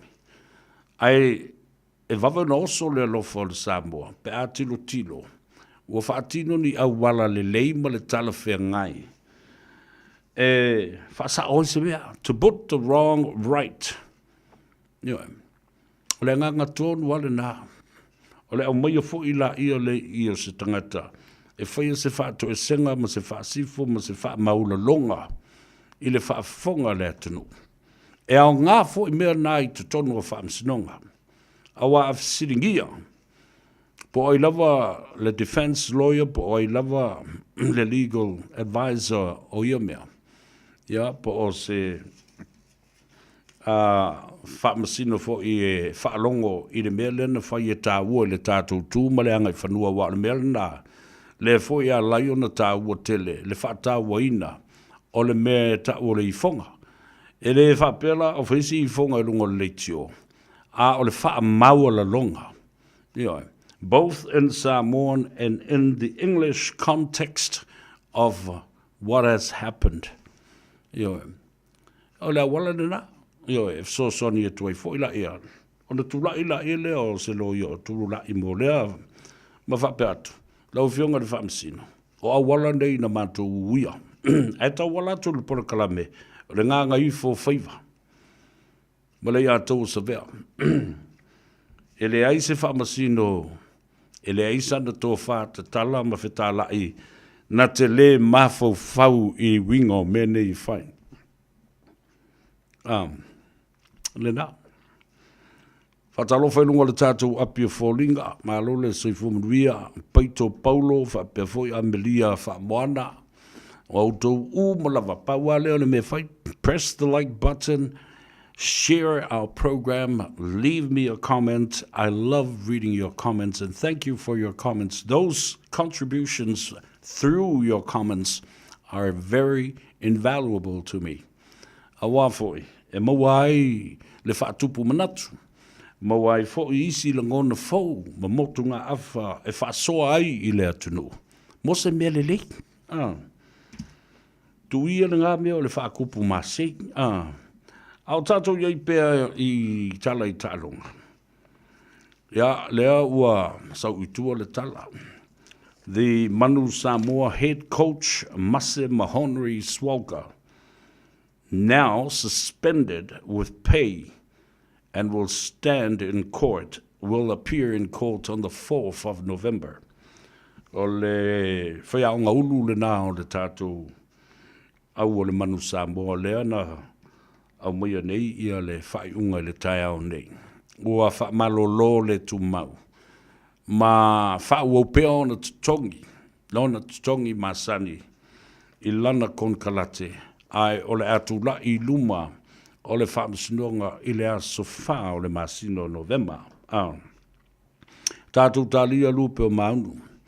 Lima ia mōrianga whaasanga I le sunga ia Mase Mahonri Swaga.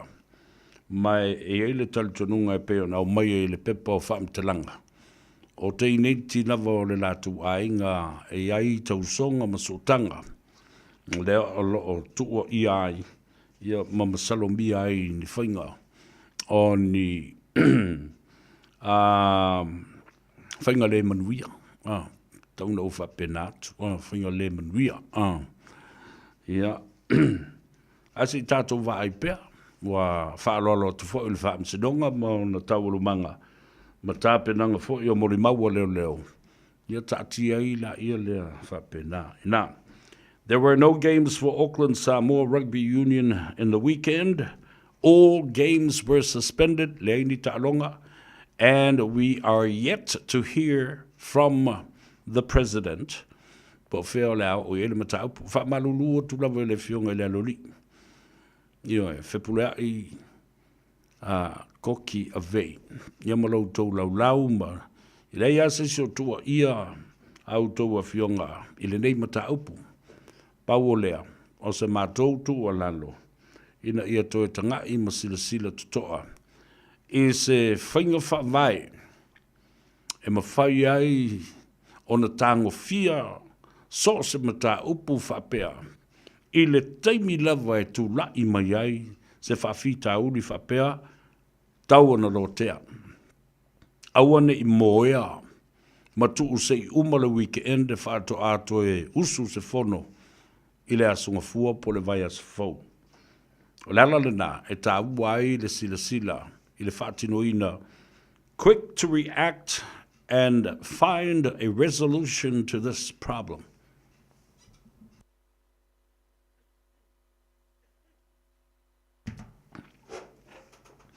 Don't let it slip away and leave it for the next 24 hours or 48 hours.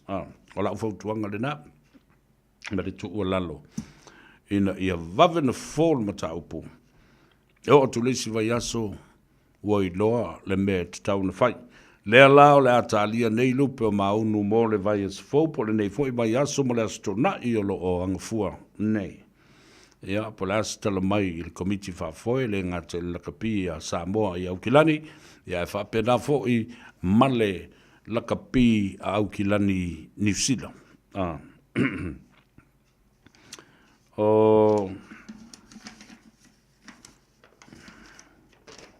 Ona tātou se e mai lea I se vaenga sa sili ona o whaanono ai le whai ungo le nei vai aso. O le mata upu lea. Oa tūla lata nei I le iwa tausanga. Talu ona tu malo pe whai ilangi le wholaunga. A se tasi o tama tauta ua o le taalonga la kapi I lona tala whaasolopito o le All Blacks ma le lalulangi atoa. Le sunga I a Jonah Lomu. Io. Sa o mata ma o whaitau I le tele o tustusinga. A mai se foi o whaasalonga le nā mai aso o tuana I atu sa whailo mai lunga o le leitio o le Pasifika po o le limatol tasi PI. Ia stasi foi o leitio sa au ngalue ai mai lava le amatanga I le taimi na urua I whaavai ai le nei ngaruenga. Mātou marasunga le whaawhiangainga ia lui pone whasio. O sa mua nei iai I le ngaruenga le nā. Ina ua amata o na fua mai I le awhaiva salau iwa sifurma le tolu. Awa e tele mea tā ua na tupunga mai I le awhaiva salau iwa sifurma le tolu. Na whaatuina o le leitio le nei a le Pasifika le 5 PI. O le whaatuina o le uluwai aso mō tangata atu motu o le Pasifika. The first ever Pasifika Festival was born in 1993. The second one was the birth of Radio 531 PI in 1993. Yeah. O le MC mua le nei o le nā Pasifika Festival mua. Yeah.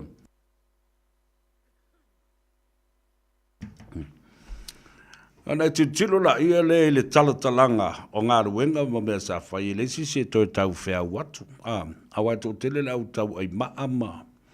Wala u fio la vale na e siringia le tautua le a tau sa vea. Nā toi te tilo le iai. Toi mafau iai. I le amatanga o nā mea te tele. Sa tula I mai le awhew sa lau iwa sifurma le tolu. O aina iai.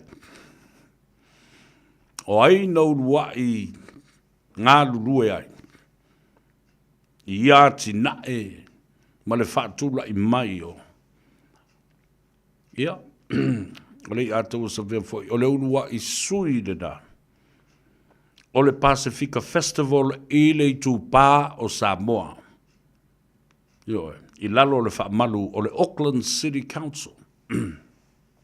Tā ua mene e mwhai ana tātou toe tō manatu iai ma mawhau ai la ia lea. I le sāwalinga lea tunu I le tele o tausanga ua mawai.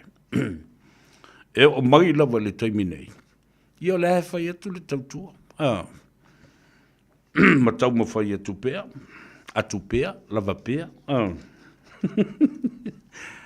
Ai le tausanga e luafes fulma le 5. I le masino Novema. Ina ua whaamuta e le tua ma whaamanawa ngā ruenga ma le taaloa Jonah Lomu. O ina, na amata mai ai ia le taua o mawhauwhaunga whaa le tūla whono. The legal battle started right then. I le vāolo ia, ma le whaletua o Lomu, le tamaitai o ne Dean Lomu, masiana whanau tama e tōlua. I la ula tilo iai ma le whaitau iai mene, leanga iai le mea tatau o na whanau mai iai. Se whainga le lei e puipu iai alo matama whanau le tunu.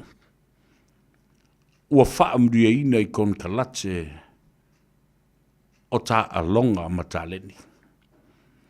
With the legal court battles between Jonah Lomu's widow, Nadine Lomu, and her 2 sons, versus the lawyers that were looking after the affairs of Lomu. This teaches us a new lesson and a whole new era of professionalism. The whole new era of professionalism and playing contracts, sports contracts, legally binding, and to protect the integrity of our wealth and well-being. O lea ngā o le tātou tala noa le mata upu lea e a fia i ta alonga I le vā o lomu malona to lua, yani din, malo ia sa whapea la tau te pui pui a lomu. Malona to lua, a le ai fo se lomu, o lo maua le whaamrianga. ale tina ia nei din malana whanau tama e toa lua. Ai pangā lea, i la u tilo le the whole transcript ma le porokalame atoa. Sa au vai ma le whaanonoa.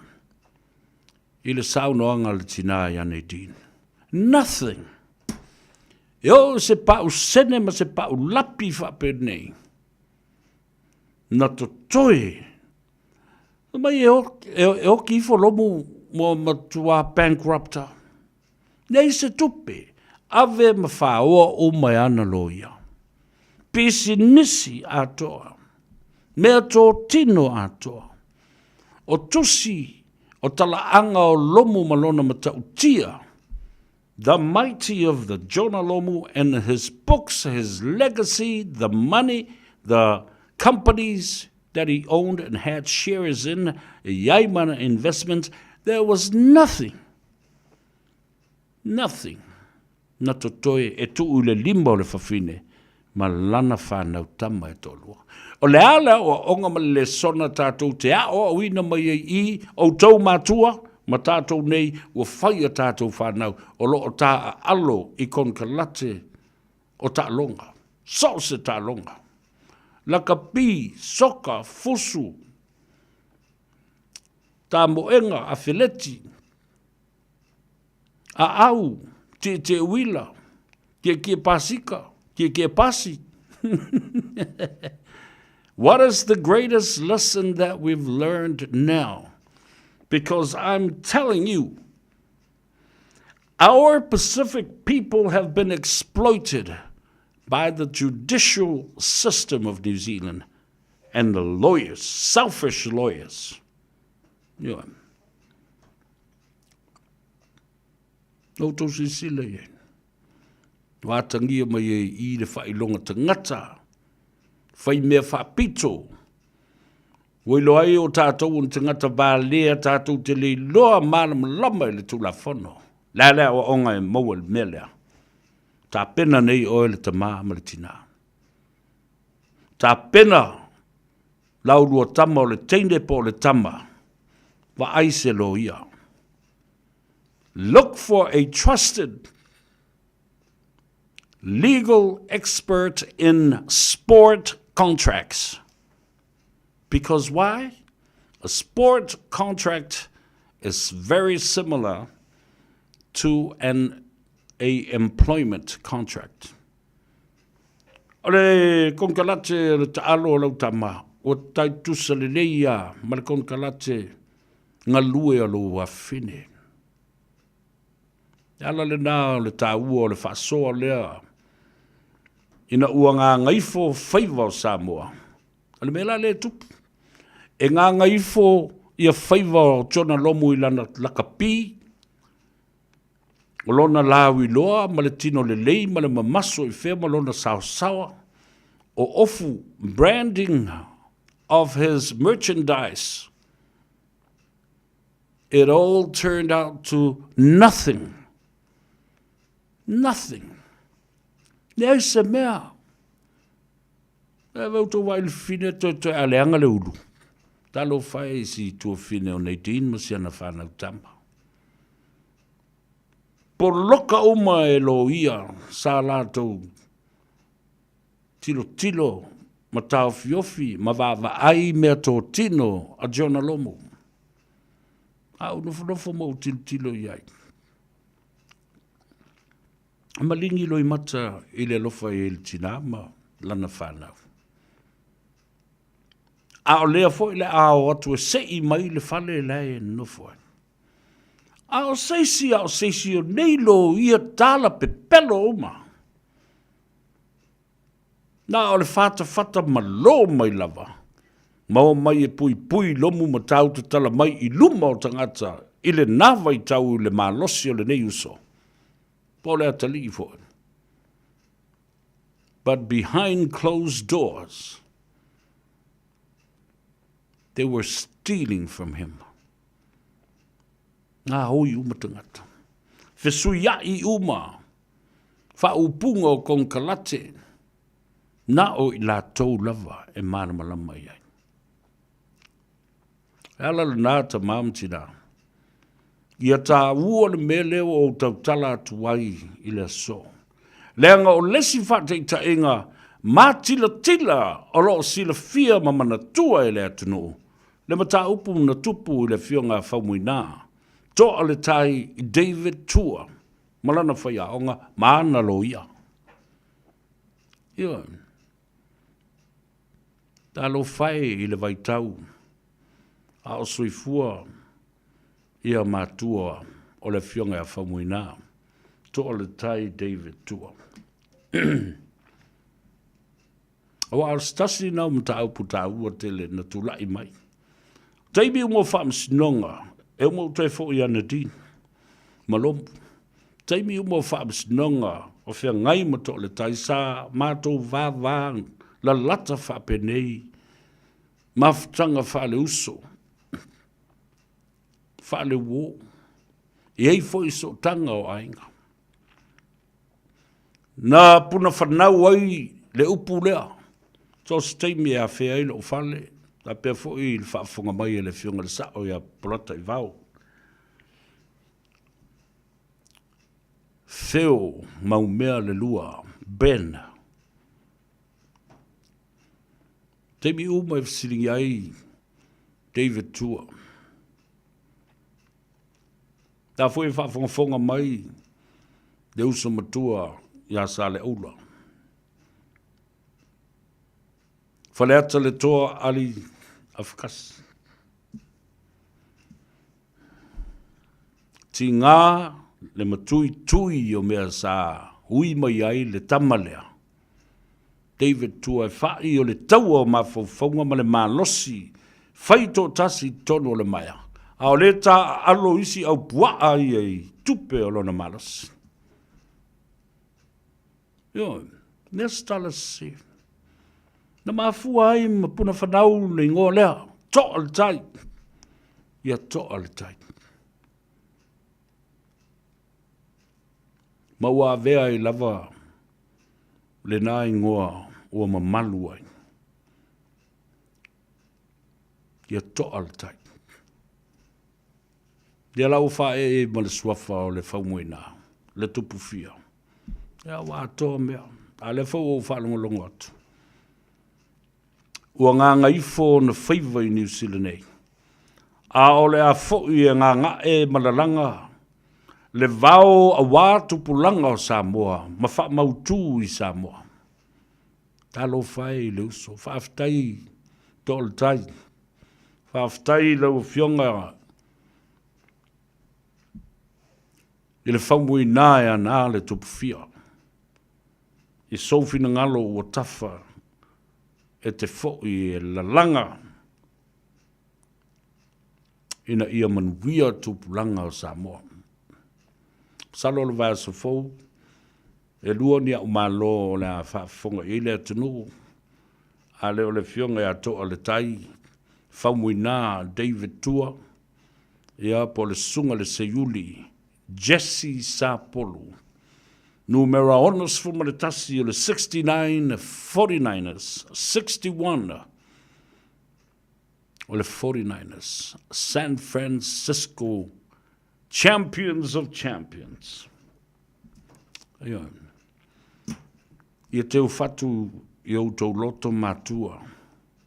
O autou silsila wa fua mai autou ngā luanga i tau wala mai i autou walo ma whanau wa whaamnia ina I kon kalate o tālonga. Mai, au te whautua ina fōi, uso matua whawhine ma le whanau, ua whaamnia ina I nei kon kalate. Ina ia iai o tau matua, e involve ma a fia, I whiutanga inga whale tūla whono le nei. Ina ia pui ai au tau aseta ma mea tau tino au tau tupe te tau na maua. O tupe te tau o na whaalu, a o sina vaenga e te tau maono mea, ma tala whengai. Ona posi mo tau matua. Let your parents involved in your contracts, because it is the safest way to protect your integrity and your best interest in terms of monetary funds and support. Vai a tātou lo ia Samoa ta mamai ia iai. Tama whanau o le atunu e mwhai o na whaonga lātou tāleni. Lo lātou māramalama e whinaunga whale tū la whono e pui pui ai. Ai a tau ma tupe maua. O tupe e whaonga ma whaalu. O whea e whaalu iai. O a investments. O a company o whawaina. E te tau o na tātou sila mautou a fia e le mea leo. O loutou walo lofa fo i le nai au tau whanau. A o tau whanau. O loutou amana ia fo i nā o tau mātua ma le lātou tāpua. Inga awa a iei mātua. Wo whapena fo i. Ona wha mautu wina. Le whaua wina pea o nā whaamrianga pea o mai le soifua i tau sanga malolo po le retire. Patalo whātu Caroline Tuala, watching you. Tavui and Eti Tuala Mulianga Tele Malia Moro. Talofa Tuala Mulianga Tele Malia. Leva foi ni yasu tatu tele wheiroa ima. E whaftai le tu o leo te wawa yatu. Ua e tusi mai. Share le tāpura Kalambe. Kamu moe o mwia oe ma le whanau. Whambai ia tavui. And Eti, I am watching you from Avele. Talo whai. Ai wa makanga malulu i fo ia Mount Fia Moe le kei milingi. Ia o wha ati seve. Talo whalava. Pe fo ia wa au sa iona whavae. Fuava. Fale Knowles. Alole sei fuamanria. O le tābua le mele o tala noa tuai le konkalate lea. Auto whaafonga. The legal court battles begin straight after Lomu's death because all the money he made from rugby, all the money he made from his books, all the money he made from his contract, tupe uma na maua ila na mawaenga. Auto si sila le mawaenga le whaini. Le whina waini. Le foi whato ai loa tuai. Wa tasi lea mea na whaasau ina i. Ia konkalate e le fionga. Ia whamui nā. To ole tai David Tua. Leanga sa lofa e lon te mama lon te nama lon ainga. Sa ia pui pui. I a seta sa ia whaatawina ma mauaina i lona malosi. Sa ola le lei ma soifua le lei. Le tamaia ma fau ma le tinaia noela. O uso matua whawhine. Nā tau te maua le nganga whawhtai lo lātou tua ngane ma lo lātou uso. Whawhtai le tua. Mo le soifua tau tua, mo le soifua ngalue, soifua au auna. Ale nei fo i uso pele. Le fionga a whamui nā. To ale tai David Tua. Lomu, o tupe uma na maua mai le lakapi, o ana tupe uma na maua mai i ana tusi e isi tangata, fia whai mea. Ai na oi whai le ngā ruenga le ma o whaatau le tusi. Tusi na maua i lana, o tupe na maua i lana mawenga. Tupe na maua from his memorabilia, o ofu, o ata, o ana saini, o ata o whainga malanga. Documentaries, his legacy, and the rights to license companies and properties, his wealth, e o tifo lomu.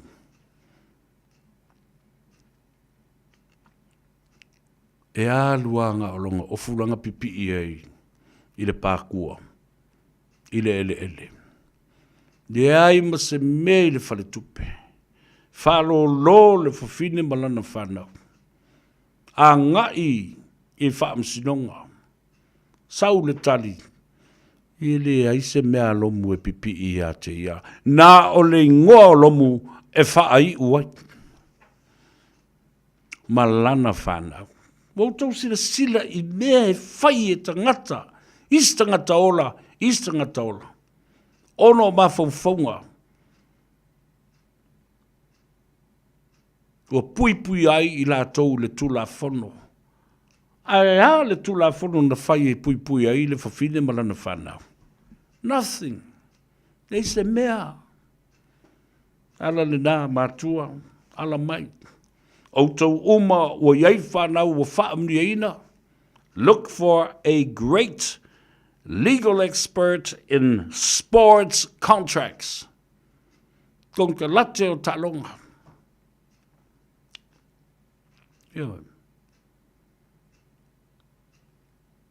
Ia a fia. Ia outou iai le teimi o whātalanoanga. O whiutanga inga. Ia. O le teimi le nei. E whiololo atu tupe alomu. Ela i titi tupe alomu na maua a ola. Nai lo le teimi le nei. Le uoti ai. Sili atu tupe na maua le teimi le nei uoti ai. Nai lo tupe ia na maua le teimi na ola ai. Whela le o iei tupe. E o mai tanga lo ia. Ma i la tau na tau whaavalea ma tau whaasee. Na ona whaafōlinga i luma o le tamatino ese i alomu. Ai pe pelo ma se uma a lātou mea. Ma awala na lātou whaia e le uwha peretania siphon. Yo le mea fo lele lewa e aluloe. Wale se pengisingi o lau kawale. E aluloe mimiki mai le mea le pengisingi mai kawale alisi.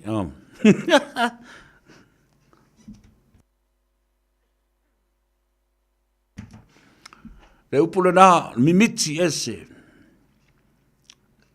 Miti ia. Siphon.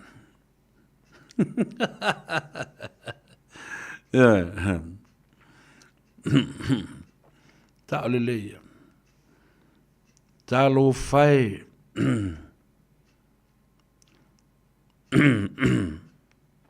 Ta lo fai. Ia le na. Tautua nā māutou mātua, o e alo whaalongo mai i le fiafi le nei. Ia mana tua lau tua lalo le nā i ate oe. Aua nei tupu mai ni mea whape nei tātou te le mana o mia, i le lumanai. A ia a mata ana tātou ta poe ma pui le lumanai o tātou whanau, i le tulafono. O tā longa, ma tupe maua. Investments, properties, wealth and well-being. Te whale o le toi ina male o le matua. Vai sisi property investment. Sisi vai ngā tupe, tui sisi whapatu ngā tupe. Tā ua i o mena. I le whafonga mai i le tunu. Sa o mata atu i le whainga lotu i le aso sa, aso ana nafi. Ina ua malanga atu tu i le epa, malana vaenga to i titi o le HRPP. I Sydney, Australia. E tā whawhau e le whale o satani, mapi inga o satani. Tirunga li i fo lea. Tamai titi New Zealand na o saia. Malona to lua ngutu pua ngai o ya fatke e po fatu tu load fa fonga mai le tenu. I lea fai ngā lotu. Lea fo e se e tonu i matule e pa ma le fai fe au ma. Nena lotu e tule e pa ma le ala ma le vanga le HRPP Sydney. na tūlai ai leisi matai i le aso na nafi. E whai masuyo i o le au lotu mana mawhitanga lea o pi inga i le whale o Satan.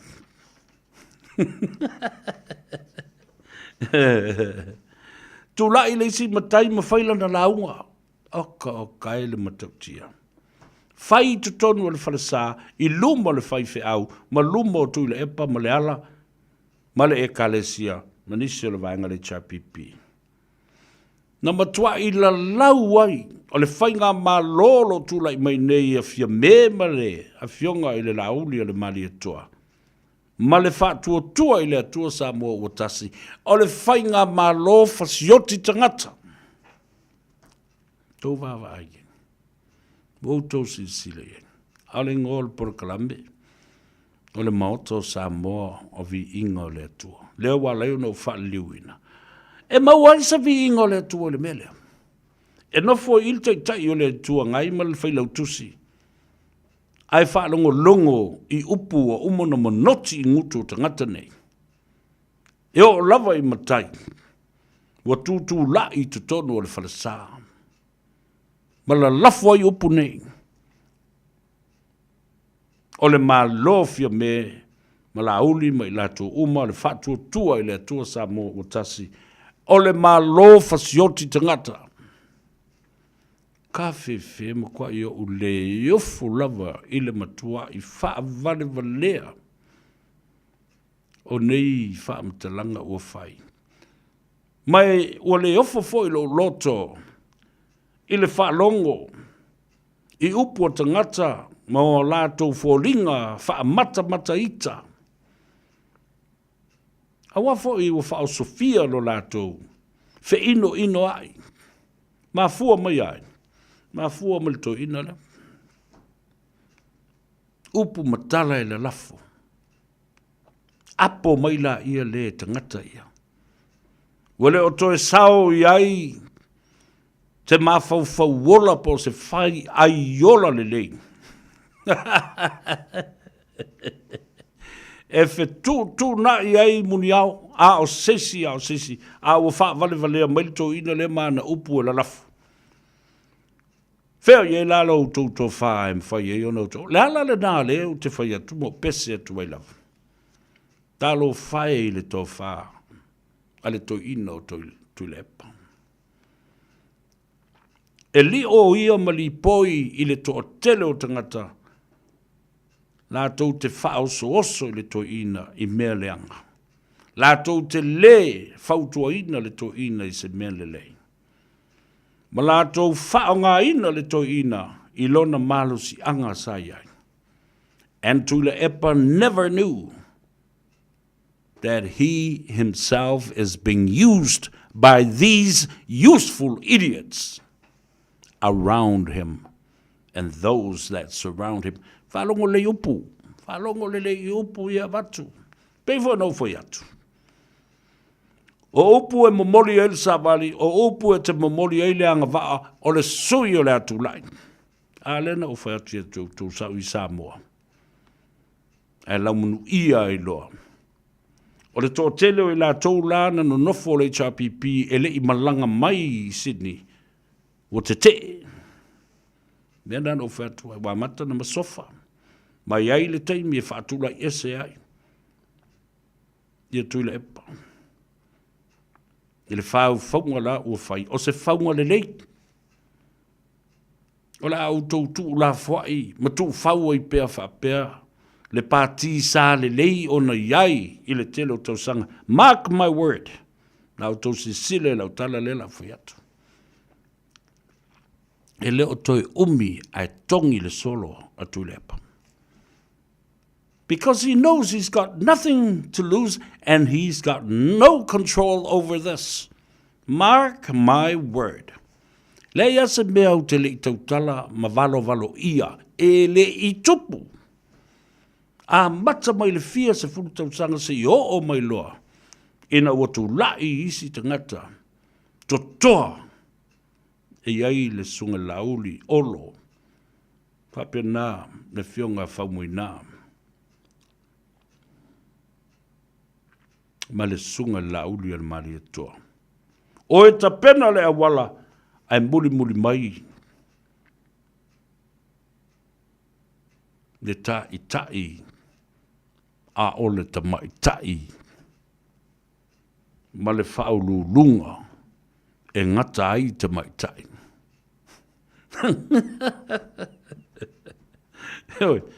These sources are very reliable, and I've had conversations with them. Pule o taupe o aito te o sue. Po aina mātou tala noa. These sources are very reliable. Whatever na avile lātou tu o lalo i le toina. Alwese, step down. A whai e te lofa le pati. Whase e tuangalu. Whase e tuangalu. O levan taun whai nisi tāpe nanga maisi mea na. A o le mawhai. Leanga o lea. E te tau peupe i tua la skalamu e pei o le nu me la valu fo i lele ua matua i sela. Wa le mawhai o na tu lei. Luma la skalamu lei chapipi. Na o lou tau pe a matoso i lalo skalamu. Listen to those words. And those words will ring truly in the ears of all those people that are listening tonight, including Tulepo. Malo angal na. Malo angal na. Talo fai o tau silsila i aile mea o i aile mae o tangata ya afia. O tangata ya afia.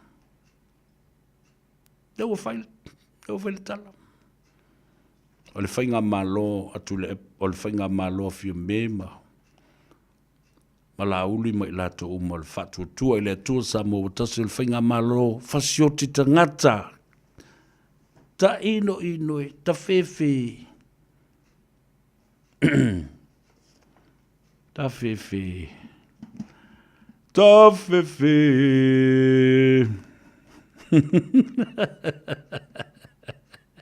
Hei kako. Whai ama kako kari e. O le tala le nā. Mole si le fia le atino. Le so. Nā so fitu o le masina le neo kitopa.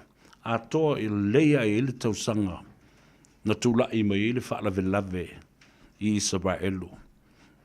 Nā so whai ai fita o le Hamas ma le Hezbollah. Tangata e sidia i le afe lua se lau. Toso tamaitai. Whai ambionga mātanga. Ta whana le to te le afe lua se lau na whioti. Ma leisi toa lua se lau li masfulu na ave wha tangata o taua ma ave wha panguta. A toa tonua i la sole nei. Na mafua anga leo matua i ka pomua i Israel wa fiu e kau fiofi Israel wa mkwa le fia Israel. Le vaa le ngatai. O tau sisila i mei o tulai mai. Nea fo i la ua ngoto le vaa le o le mana wanui. O le ngō le vaa le nā pēa wha Samoa. O le sā o le file mu. Pei o le vaa vole na watueli tala le the messenger of peace. Le mana wandui le file mu. A lea ua ngoto unga i le vā o sa fata masi umu. Ma whaalea ngai na ai le ngata i whale. Mo i ai le tele o le ola. O mea toto whaatasi ai ma fi ngoto le sami. Ma le ngata i whale. Ai na watu mumofo e New Zealand. Le vaa, le na watu ili wha ma ioti o le tālune. Aia, e whau koe ngofi ave esel kako sikseng sa mo. Kaulu mea leanga i umawhai. Kaulu mea leanga i umawhai a lea e whai. Wa laki mwhawhitai, lean ta ua e le fionga lea. E le sui pāremia i a tuala te vanga. Iosefo Bonifacio. Le vave o na taunuu e ai o tātou fita. Le fui mu o leo. Nesa. Evacuate mai tangata e to fitus forma le lima. o le au vaa. Ia le tau nuan le lare vaa le maisi tangata ata mamai o le au maulu ia whapena fo i ali i scientisi e tilo ma vaai i le tūlanga tau ona saunga le muai o tātou ngā te whale. Alofa mai le tua wa lo tusa su tātou manuia ia maanga le lei fo i ngā ruenga tau wha mai a mau tau whaiva o ngā ngaifo ina ua se e le la i lona i tū langi i sifo e malo lo i ai. Mo sina teimi le tō mat. Su mali sunga a sau, su seu whanua, ia, wha wau le ngā ruenga ma tautua, lo tō mamalu, ia, ai, ole a su sa upese o kisa valvali, ia, ole mako fali. Ia, fea, saula, ia. So le feri wo, ia lea. Wala vale, ia, sa mo, mbio tele, la mangalo se leo wauna, tātou wheloa i le teimi masani i le aso tai au. Wia malolonga, tau nu umalmanuia i le fale, tau mawhtanga matali ngā sua o le fiafia na nei, le atou sa vele nei, alofa tele mo oe. Mautou uma i lunga o le tātou apia fōlinga, ai mai se utou te mamtina mātua o le tunu.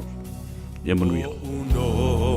Foto atasi ma fau ngai wa sau tua lasi le alo fahe